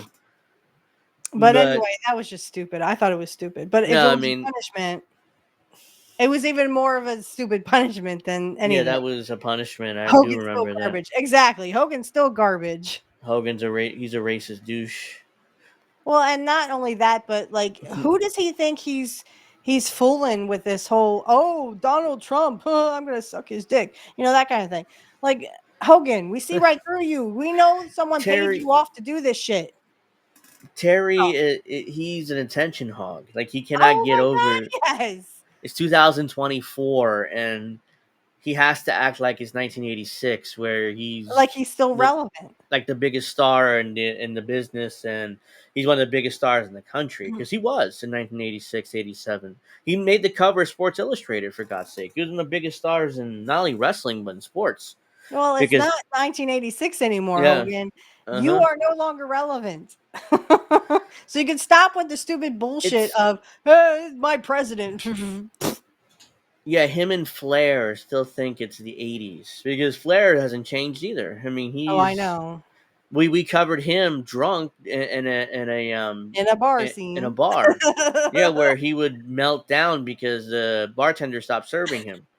So And he like, remember that one thing, the uh-huh. closed caption said Egyptian? He called Yeah, him a he called it dipshit. Egyptian something. He used he He tried to called him a use a slur. dipshit, and it said Egyptian.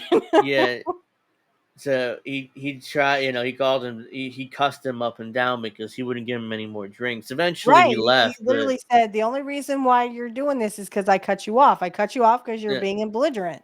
yeah, he was really drunk and belligerent. So the bartender cut him off, as he should have. I mean, that's his job ultimately to protect. This you keep feeding him drinks and make more money, but ultimately you're responsible if Flair gets in a car and has an Drives accident. away. So Yeah.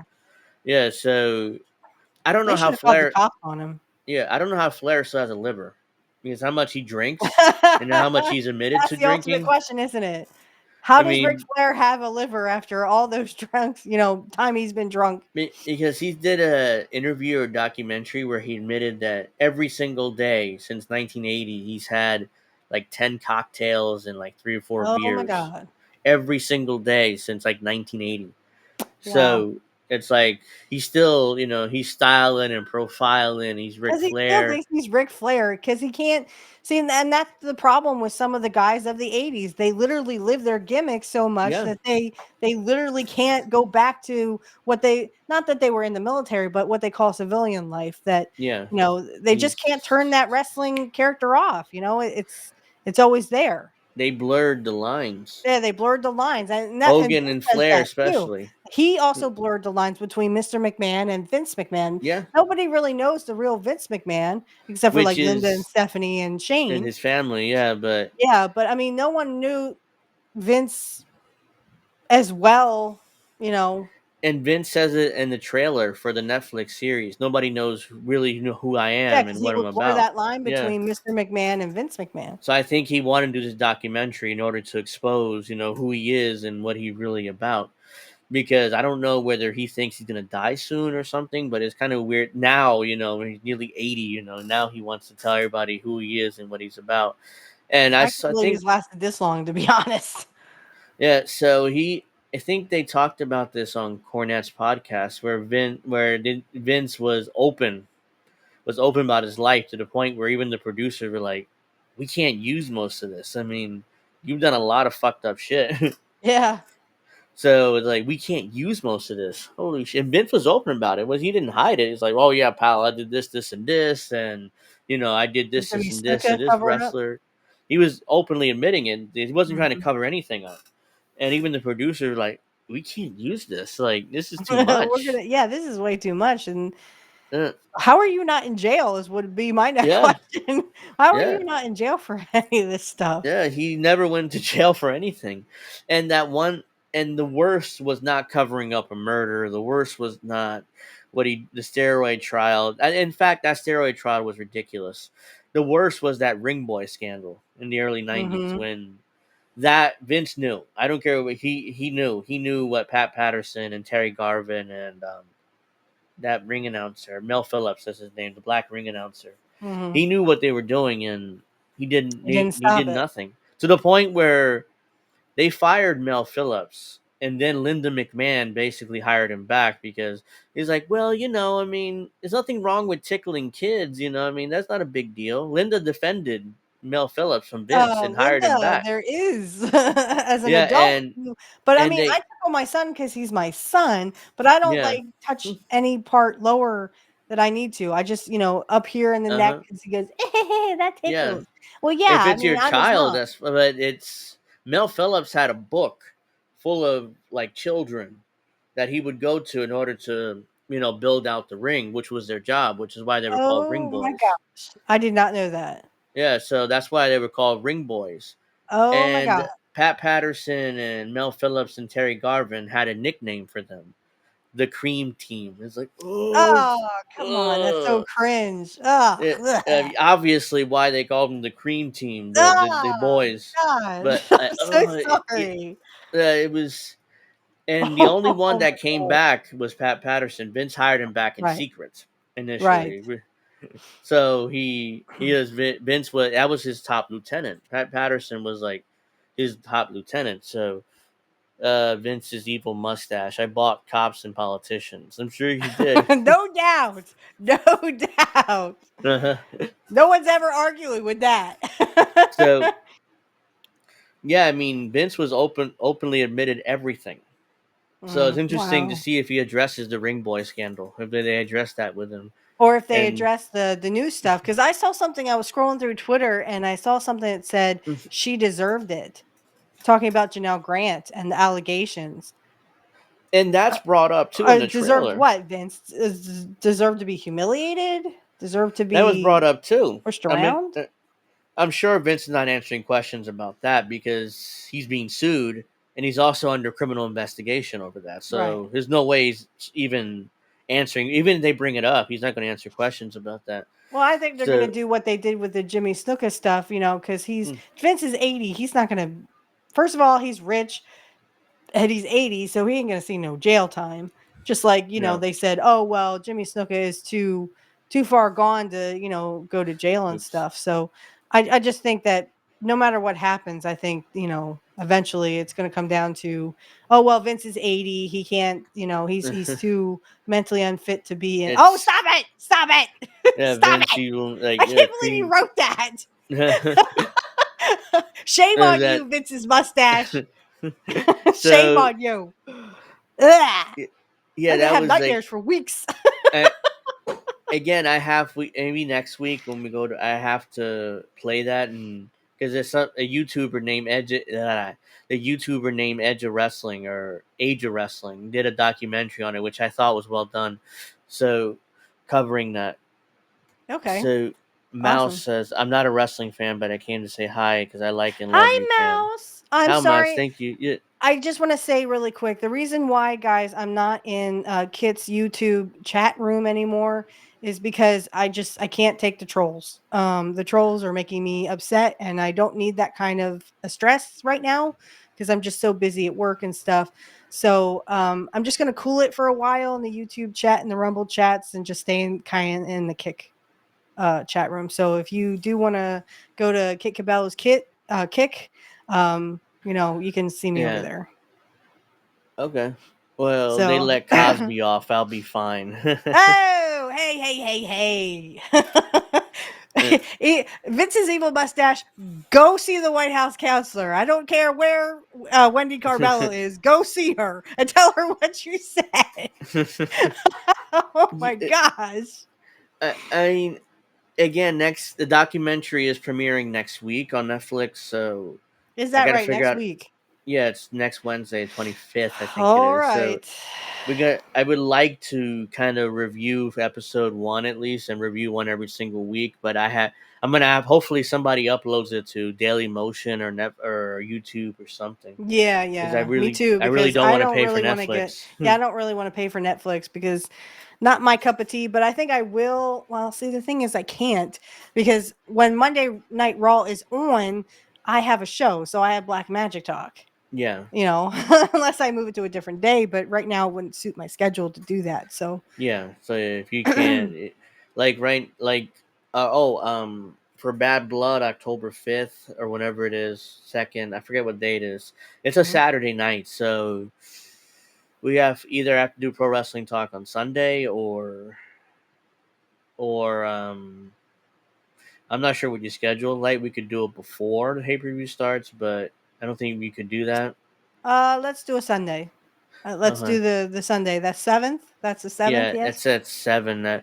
Because it has to be, because I have to Indian Reef do their show. How do we miss that at 10? So So if you want to have that extra hour of buffer, then just in case, because we do go long, So yeah, but let's do it at either after 8:00 or before 8:00 because that's when I put my son to bed and I have to read him 2 books. I always read him 2 books before he goes to bed. Yeah, so we could do it Sunday at 7-ish, and we could finish up earlier, so you can do that. But yeah, we would have to review that Bad Blood pay-per-view on Saturday or Sunday, because it's Saturday. I think it starts at 6, the pay-per-view now, because they're moving it back an hour. Really? So more people can watch it, I guess. Yeah. So they started at 7, but it would end around 10. And I don't know why, because more of the kids, they want more of the kids to watch. So they're starting at 6. Most kids go to bed by 8, 9 o'clock. So 8, 9 o'clock, yeah.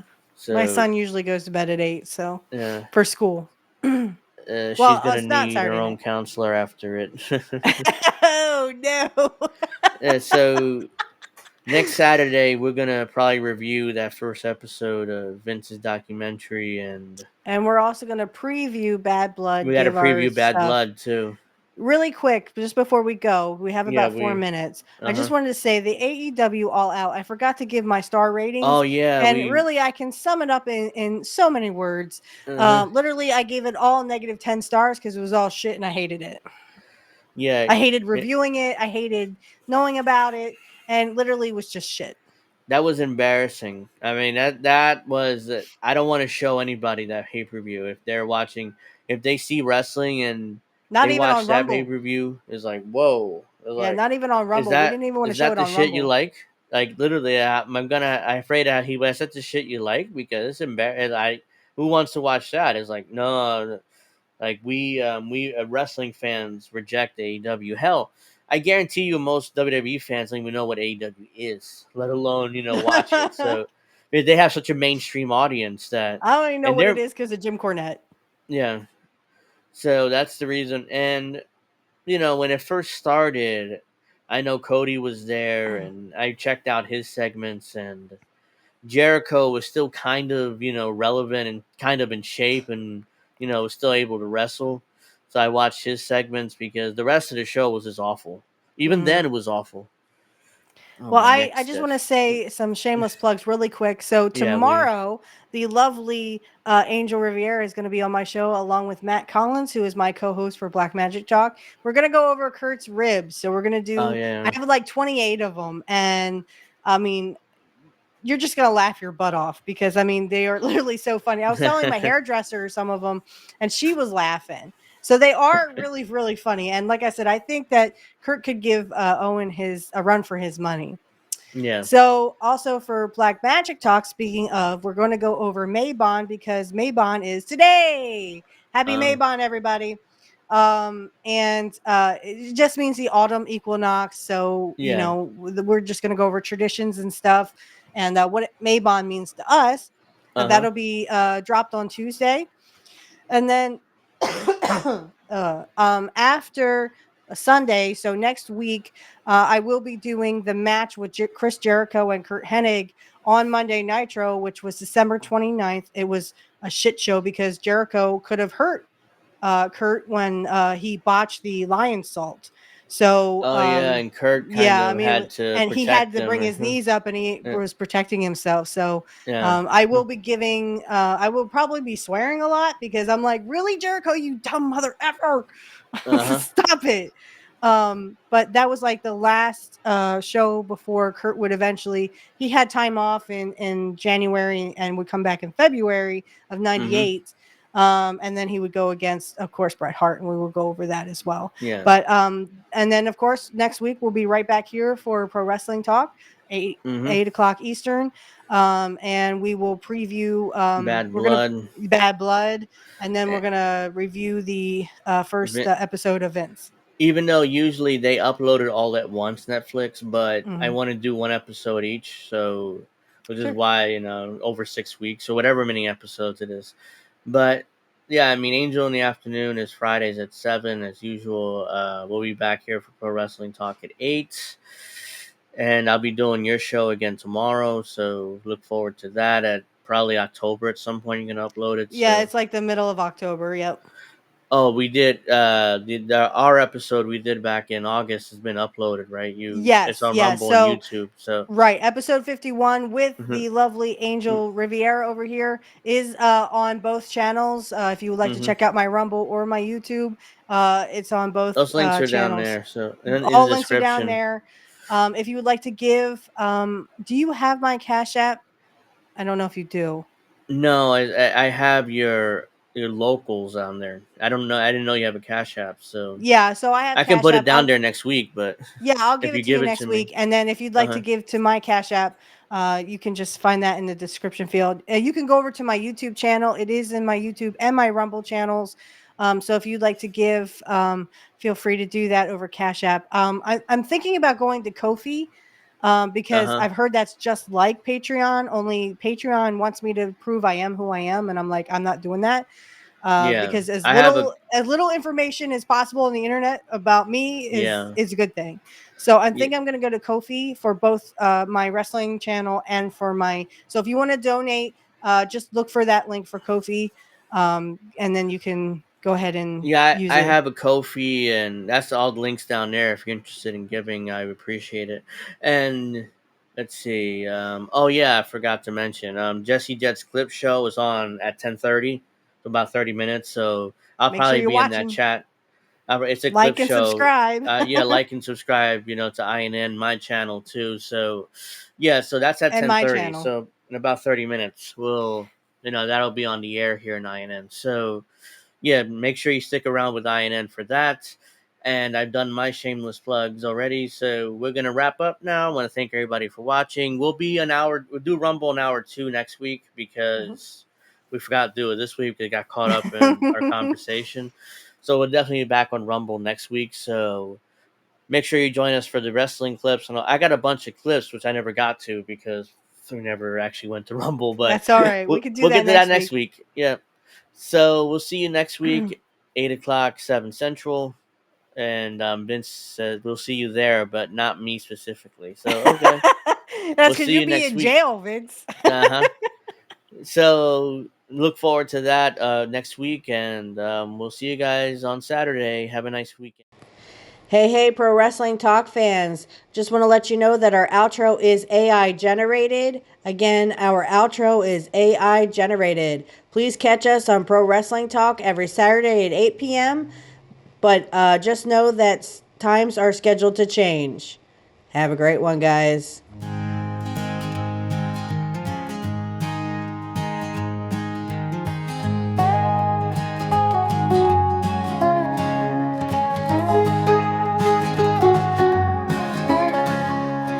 neon lights, the bell rings loud. In this dusty barn there's a rowdy crowd. A small town hero with hopes held high.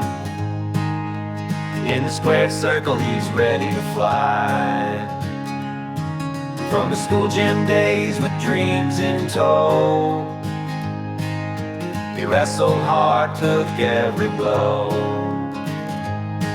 Fell off the ropes, got back in line. Every bump and bruise a badge divine. Ringside glory, tales of fame. In a world where only the tough remain. With sweat and pride he earns his name. Living for the match, it's more than a game. His mama prays and daddy cheers. Through the jeers and all the fears. For every slam and every pin. Under those lights he's out to win. He's got his cowboy boots and his neon tights, ready to brawl on those Saturday nights. With a lariat swing like a country song. In the heart of the fight, he's where he belongs. Ringside glory, tales of fame. In a world where only the tough remain. With sweat and pride he earns his name. Living for the match, it's more than a game.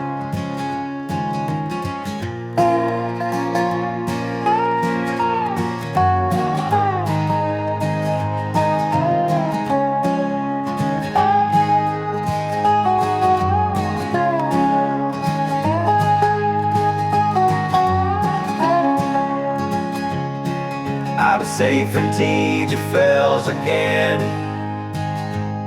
And that's a wrestle's fate, so the burst is in. Last time his ghost seems to be free. He might listen me, so I found me. Ringside glory, tales of fame. In a world where only the tough remain. With sweat and pride he earns his name. Living for the match, it's more than a game. Living for the match, it's more than a game. Living for the match, it's more than a game.